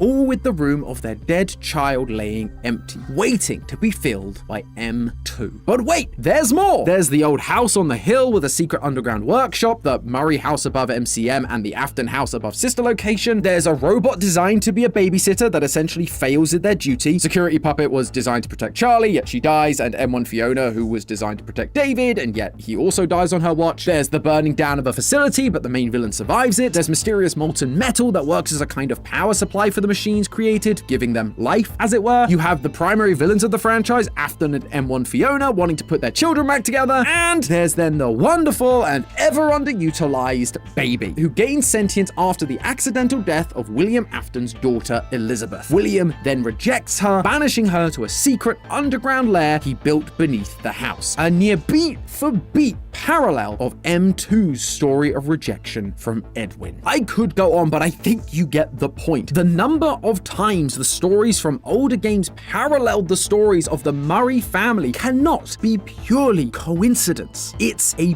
pattern. They say history is doomed to repeat itself, but when it's this much, and when it involves as shady a company as Fazbear, you know there's something more going on. And that something is bigger than I could have ever imagined. Ladies and gentlemen, the reason these things all line up so perfectly is for one simple reason. The stories from the first 7 games, the ones that told us everything we knew about Henry, Charlie, William, Elizabeth, Michael, and David, are entirely made up. Now, to some degree, we knew this already. In my theory crafting livestream, I kept bringing up the idea that in Help Wanted, we are told point blank that the games were just that, games. For total fabrications from the mind of a complete lunatic. The books corroborated this with stories like The Monty Within, where kids refer to Pizzeria Simulator as an in-universe game, where the mediocre melodies come from. But we also learned from Tape Girl that the whole indie dev story wasn't entirely truthful. It's an elaborate cover-up to make light of what happened. And so we basically used that line as a way to explain away some of the inconsistencies, but really the stories were just as we originally thought. However, since then, we've had a few more pieces of evidence that would seem to suggest they're not fictionalized versions of real events, they're just fiction. One of the earliest stories from Tales from the Pizzaplex is Help Wanted, and in it we learn about Steve Snodgrass, a developer that was hired by Fazbear to make the first 3 to 4 games to make light of the rumors of murder and death surrounding the business. But as he works on it, his mind begins to fall apart thanks to sound illusion discs. Not only did Fazbear never tell him what the story really was, he was working purely on rumors, he was also being driven insane. So how trustworthy is that? And in the Walmart exclusive Tales story Monster, yeah, we're going that deep here, we learn about a kid who writes stories about a pizzeria owner in the local paper, claiming that he is a serial killer and abuser, turning the whole town against him. In fact, the stories he whips up sound an awful lot like the FNAF 1 newspapers we see in the game. But throughout the story, we're told explicitly that these stories are completely fictional, fabrications made up by a kid with a grudge. And if that's the case, we're being shown that these FNAF 1 newspapers also can't be trusted. And with that in mind, it makes you question what else can be trusted. Of course, I'm not saying that absolutely everything is fake. If we have corroborating evidence, especially from the Steel Wool era of games, the ones that took that meta approach and revealed to us the real world that these games existed in, then we should be good to go. Like, we do know that William and Henry existed. They're mentioned in Secret of the Mimic audio and text logs. Likewise, a FNAF 6 location definitely existed because we find it underneath the Pizzaplex. And clearly, there was an incident or incidents that Fazbear wanted to cover up with a set of video games in the first place, as we're told about in Help Wanted. However, what I'm saying is what caused those events might now be something entirely different, because outside of those in-universe games, we don't really have any evidence for them, and so we can't rely on them as 100% true, or even rely on them happening as we saw them at all. And when you open up that can of worms, suddenly everything we thought we knew is thrown into question. Was William Afton actually a murderer, or just an awful business owner? Did Michael die and come back to life as a purple husk? Was anything ever really possessed by spirits to begin with? Maybe instead of a murdery business owner with a bunch of ghost children possessing animatronics, it was always just a rogue AI that Fazbear got their hands on, they couldn't control, and had a habit of stuffing people into suits that could also mimic the behavior and voices of children. I mean, Scott did say that was the kind of story he was more interested in telling. I know there's a little bit of a divide with maybe me and the fan base. I have a tendency to lean sci-fi, even though I try to come back into the roots of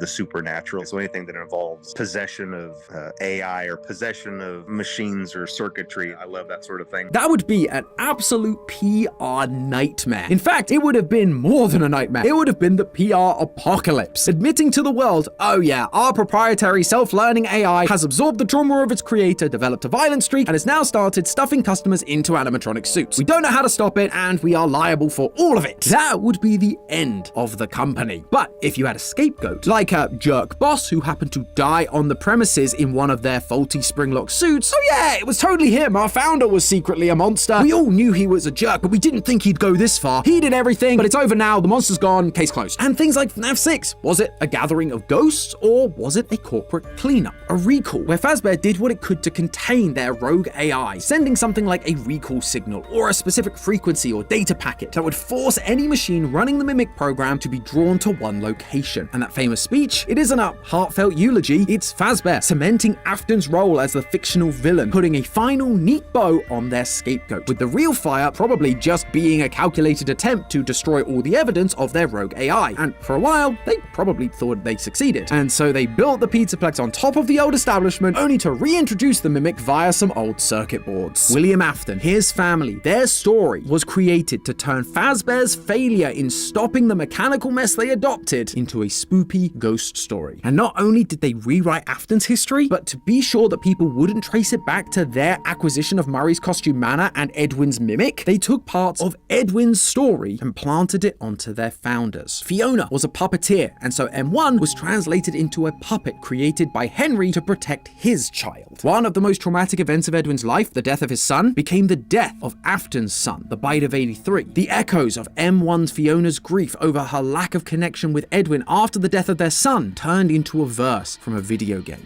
A Ghost's Lament. One of M1's final messages to Edwin, "It is me. I'm Fiona," became the words screamed by another overarching and vengeful spirit. Even the words that Edwin actually spoke to M1 Fiona about M2, that it could never replace his real son, are now just the infamously confusing line we hear in a fictional show. The baby isn't mine. Fazbear may not have stolen Edwin's inventions, but they did steal his story, twisting it and removing all memory of Edwin and his contributions from the equation. His merits and faults split apart and grafted onto a scapegoat to keep it all in-house, while also absolving themselves of all wrongdoing. But while I think there is a lot of evidence to support this whole idea, from the parallels in the games, lines in the books, even Scott himself, there's just one issue that I cannot shake. It kinda sucks as an answer. It's basically turning around and telling us, yeah, the last 10 years of theorizing, it doesn't matter, start over. And that is just super disheartening for us fans who have spent all those years trying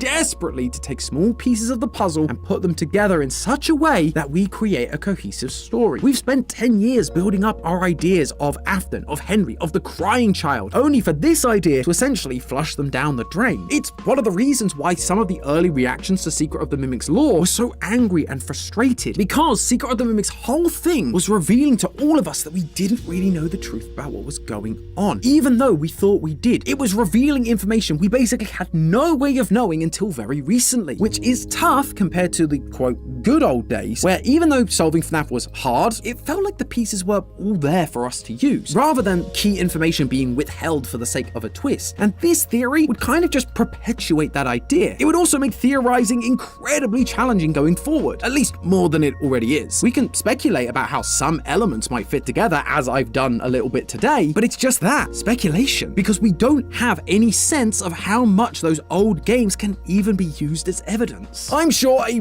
bunch of you out there hate this idea. Heck, I don't really like it either. We here at Theorist have been big proponents of Scott rebooting the franchise and its story for quite some time. This, however, wasn't what we meant. But there is some hope, because this, like every video, is a theory. And if Secret of the Mimic taught us anything, it's that we don't have all the pieces of the puzzle at this point. All we can do is interpret what we have as best we can, and that can be done in a couple of different ways, like we've done with today's theory. If this ending isn't up your Bonnie bowling alley, you can always go and check out the other ending for today's theory that is a little more on the keep everything canon side. At the end of the day, the important thing is that we are open-handed, be willing to explore all the avenues and work together, because that is how we solve this weird and wonderful franchise. And since then, I've actually received a lot of comments asking me one very specific thing. Why wasn't I mentioning other people's theories, especially when two of them were trying to answer the same question? Fate Fiona by Gibby's Horror Homestead and God David by T-Dread. threads? And the honest answer is, I hadn't watched them. I know that might be hard to believe. Us FNAF theorists usually want to take in as much FNAF content as possible, but as the amount of theorists has grown over the years, so has the rise in comments accusing theorists of stealing ideas from other people. So to make sure I wasn't in any way influenced by their theories, even subconsciously, I purposely avoided watching any other FNAF theories while I was working on my own. It's a shame, really, because at the end of the day, solving FNAF has always been about collaboration. It's why Matt did his live talk back after FNAF 4, and it's why we still do them today. We need to work together if we have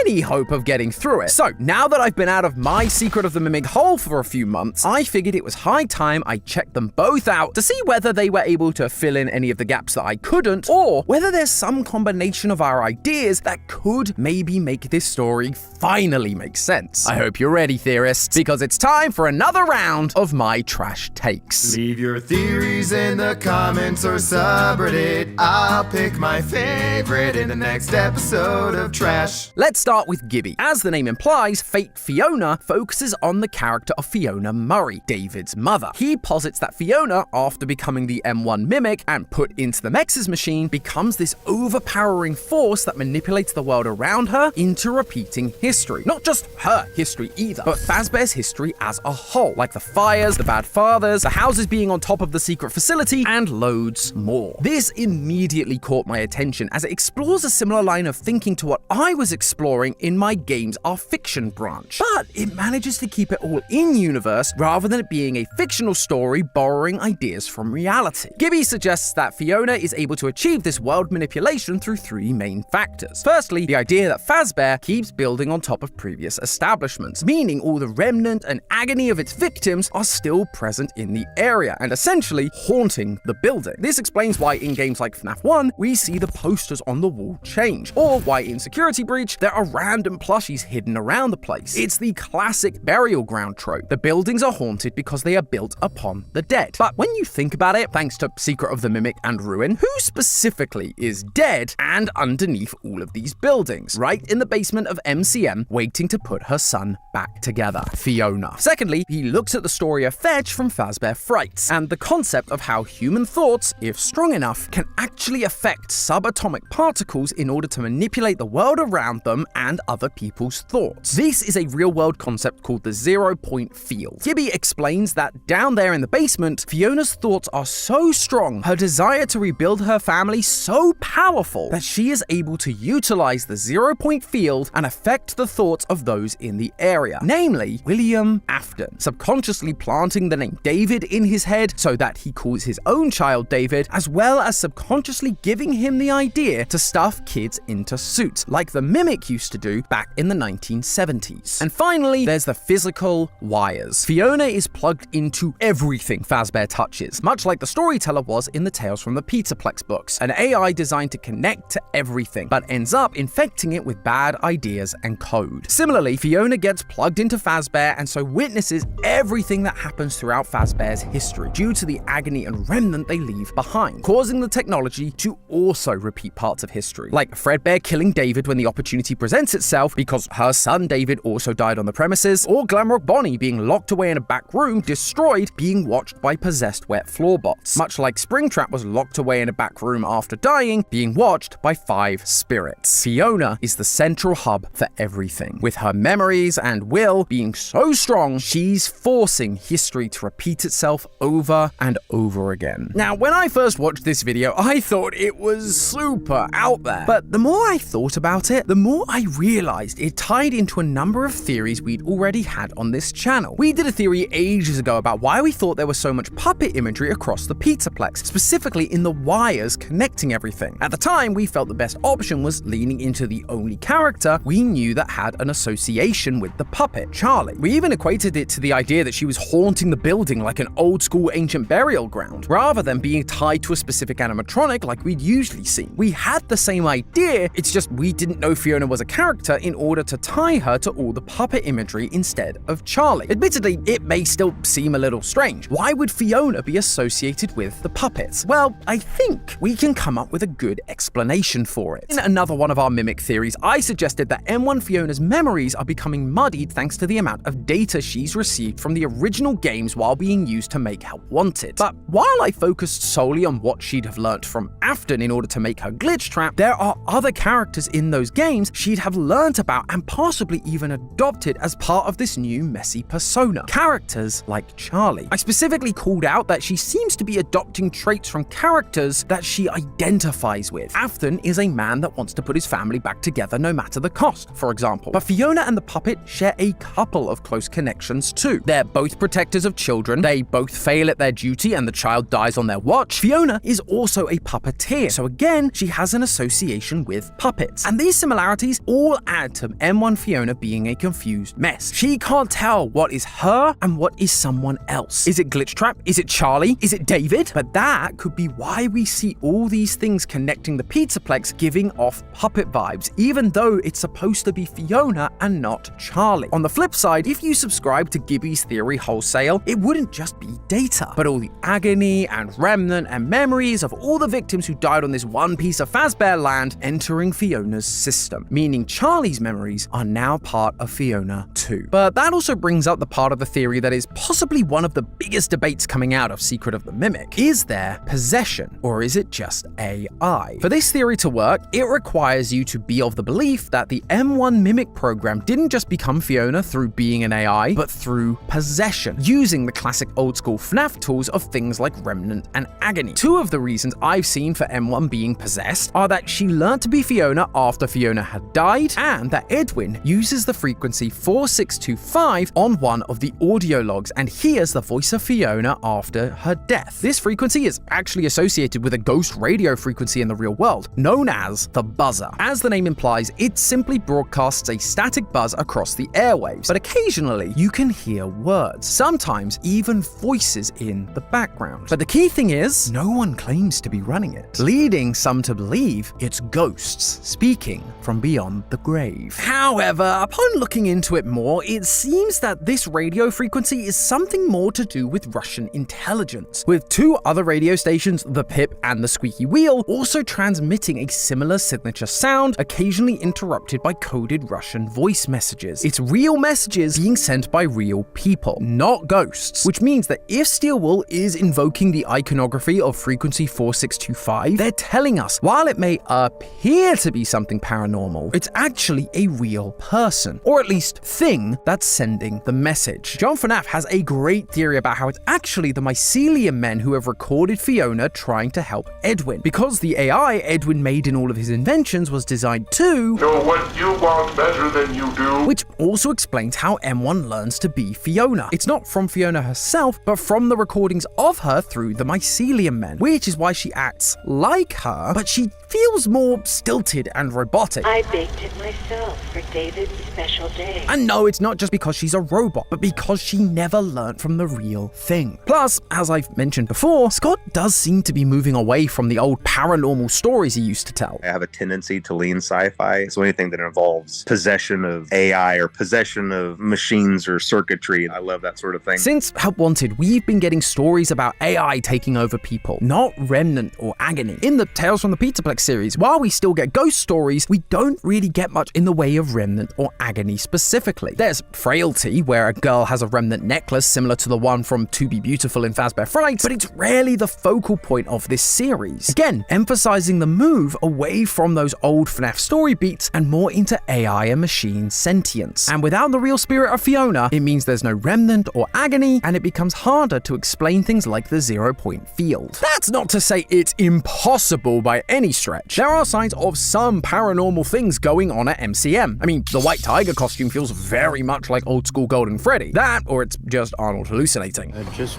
finished a 36-hour shift and I'm struggling to stay awake. And the 0-point field idea comes from the story Fetch, and the Into the Pit game did tease a Fetch sequel, so maybe they are gonna bring it in. And the fact is, if it turns out to be true, Faye Fiona would help to justify my theory that Old Man Consequences is actually what remains of Edwin Murray. I suggested that because Edwin from the books comes back to help destroy the Mimic years later, that even though it seems like he died at the end of Secret of the Mimic, can't feel my legs. In reality, he didn't fully die, because no one ever dies in this series. I suggested that the king in Princess Quest, known as Old Man Consequences in the game files, was like Edwin's digital signature, a safety protocol inside the Mimic's programming designed as a failsafe to stop the monster he'd created. Fate Fiona also ties into this theory, just in a more classic FNAF way. Rather than Edwin leaving behind a digital signature, it's literally his agony and spirit that, like everything else, ended up inside Fiona's systems, which then plugged into all the arcade cabinets in the Pizzaplex, which then allowed him to appear in games like Princess Quest and even FNAF World. So while I'm not entirely sure about the method this theory is based on, I do have to say it helps explain a lot of our past theories, as well as a dozen other theories from across the internet. I also understand that it would be nice to have things like Remnant and Agony still feel like they're important today and not just a forgotten story device. But at the very least, Gibby and I can agree that, one way or another, Fiona is definitely the one running the show here. But that's just one of the branching paths, and if you're enjoying this kind of branching path theory review thing that we're doing here, you should absolutely consider subscribing. Maybe you can hit the button before Fiona sets the Mimic on you. Probably got about 5, 4, 3, 2, 1. Nice work. Huh, it didn't shut her down though. Ah! Whew!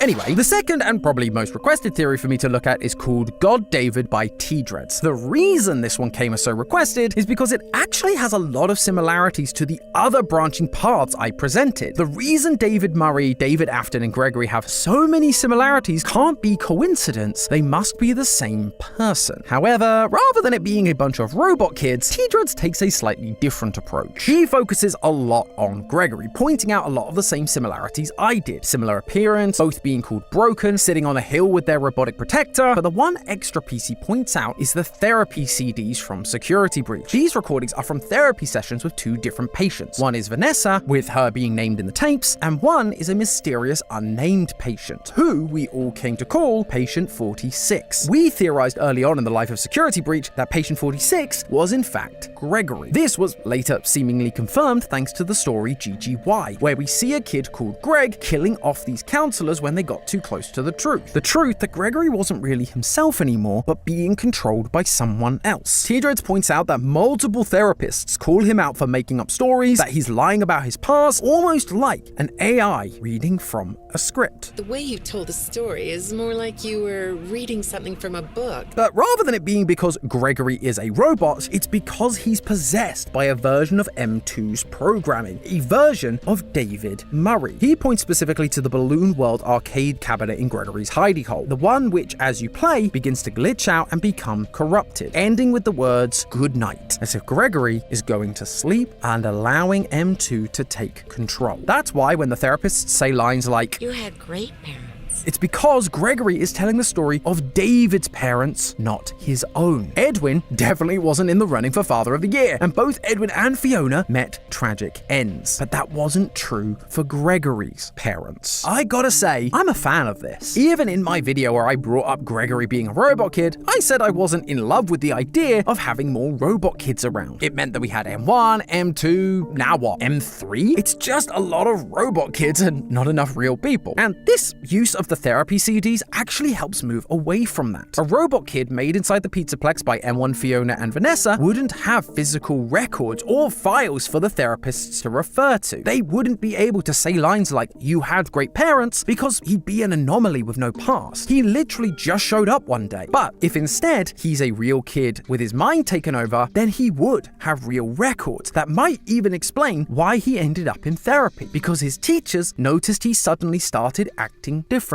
From there, he starts acting like and dressing like a slightly older version of David Murray, just like M1 wanted, only for him to be set free sometime before Security Breach. The only thing I would question about this idea is the specifics of exactly what is possessing Gregory. T-Dreads presents it as a version of the Mimic program that contains David's memories, which would seem to imply M2. He uses Balloon World's glitched sun as evidence for this. The character looks a lot like Eclipse, which is a character that represents the collaboration between Fiona, Sun, and Edwin's Moon. And so that shows us that David, or M2, is taking over Gregory's mind. But just like in my previous theories, there are a few ways you could interpret this, and mine would be slightly different in this case. So far, there's been one AI that clearly has the ability to take over people's minds. Glitch Trap. We saw it with Jeremy, who sadly sliced his his face off, and with Vanessa, who mentions that in the therapy tapes there's part of her that is locked away. In many of our previous theories, we've connected Glitch Trap back to the M1 Fiona program, who, after being used to make games like Help Wanted, became muddled and confused as to what her true identity was. M1 Fiona is also represented by Sun, as we see in both the parachute ending of Secret of the Mimic and during Moon.exe. So when we see the sun glitched out in Balloon World, it's possible it's not showing us Eclipse, but simply a glitched out sun. It's sun that itself has been corrupted by the memory and influence of Afton, becoming a glitched trap for Gregory. So if we have an AI program that can take control of human minds, that human can also have an internal dialogue with, and it's the same one already taking over the entire Pizzaplex, it makes the most sense for Gregory to also be taken over by that same entity, rather than having a bunch of different mimic AIs all existing at the same time. Otherwise you end up with the same problem that I had with my own Gregbot theory, where it's just so many of one thing, robot kids or AI, and it becomes so complicated that it's just not satisfying anymore. It's Occam's razor. Sometimes the simplest solution is the right solution. It being an AI, M1, wouldn't actually change the fact that Gregory has been mind controlled in order to make him a new David either. After all, M2 was a copy of M1's programming, and we theorize that M2 was originally being taught on how to be David through Moon.exe, essentially using the memories M1 had of David to help recreate him. It's just doing the same thing in Gregory's head. It would also tie more into Gregory's persona that we see in GGY, where he takes on the moniker of Dr. Rabbit, which feels more connected to Glitch Trap than to M2 specifically. Plus, Gregory is shown to be hacking the animatronics in that story, which again is not something we'd necessarily expect of David Murray, but would make sense for someone infected by Glitch Trap who's trying to take control in order to make their vision a reality. But that's just one part of that theory. The second half focuses on the similarities between David Murray and David Afton. T-Dreads once again does his due diligence and not only calls out the same things that I did, but adds a bunch more, like the fact David Afton's favorite ride is the carousel according to the security logbook, but there isn't a carousel in Fredbear's. There is a carousel, however, in Murray's costume manor, almost as if he's remembering a different child's memories. There's also the line, "Do you miss them?" in the logbook, right next to a picture of Foxy writing a note, and in Moon.exe, there is a note asking the moon to bring back the sun because he misses them. Again, it makes it hard to deny there's a connection here. The challenge becomes the how of it all. Even T-Dreads admits that this part is a bit of a stretch because we just don't have enough evidence yet, but he presents the idea that psychic friend Fredbear actually contains a version of the M2 David AI which William uses to swap the mind of his son with David Murray. We see the mycelium men who contain mimic technology have the same black eyes with white dots. Glitch Trap resides in a spring Bonnie plush in order to swap minds with Vanessa, and this particular story structure is repeated all over the books, like the week before, Into the Pit, Gumdrop Angel, The Monty Within, but most prominently for this theory in a story called Lonely Freddy. A small Freddy asks a child questions to learn more about them in order to assume their identity, eventually swapping bodies with them. Ironically, this is almost identical to a theory we had many years ago. It's just now we understand why. M1 Fiona needs an animatronic genius like Edwin, and now, like Afton, to be able to rebuild her son. Afton is intrigued by these machines that feel alive, and so is willing to go along and plan so that he can study it. All of that makes so much sense, and again, lines up with the same motivations I presented. The main challenge I had with it was the timeline. In our original theory, and also in T-Dread's theory, it presents the questions that psychic friend Fredbear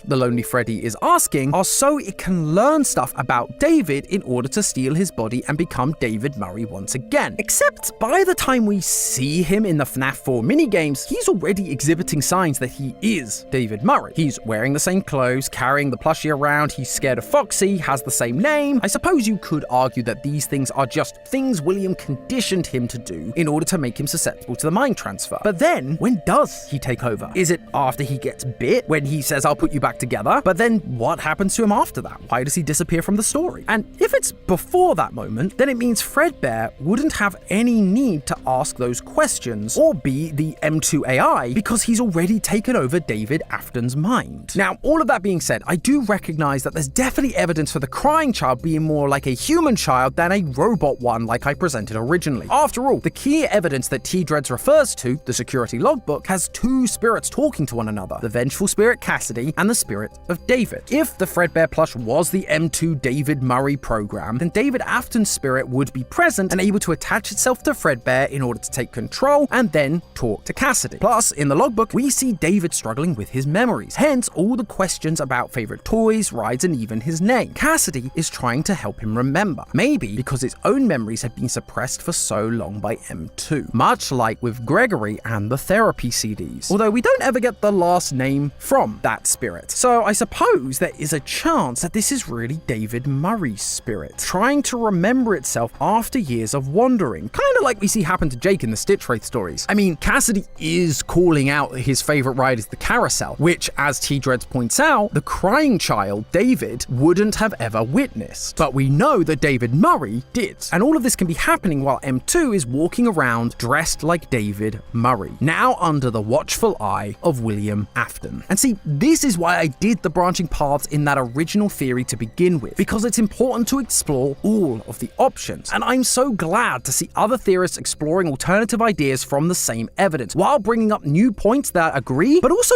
counter my own. Every theory has its strengths and weaknesses, but just because we don't like one part of the theory doesn't mean we have to throw the animatronic baby out with the bathwater. I love the evidence surrounding Gregory's possession by the Mimic. We may differ on the specifics, but it solves one of the big problems I had with the Gregbot theory. Even if I don't believe that M1 is physically possessed by Fiona, it doesn't mean that I can't use parts of that theory to fill the gaps that I had with characters like Old Man Consequences or the Puppet. And I hope that both Gibby and T-Dreads are able to take some of the additions or counters that I've made and run with them to help develop their theories even further. The point is, by exploring all of the options, we can get a better sense of what's really going on. So let me know in the comments what you think. Do you think the answer is one of these alternative branching paths, or do you think it's some combination of them? All I ask is that you remember to be kind and patient with one another, because at the end of the day, it's all just a theory. A game theory! Thanks for watching. World premiere on Game Theory. Who caused the bite of 83?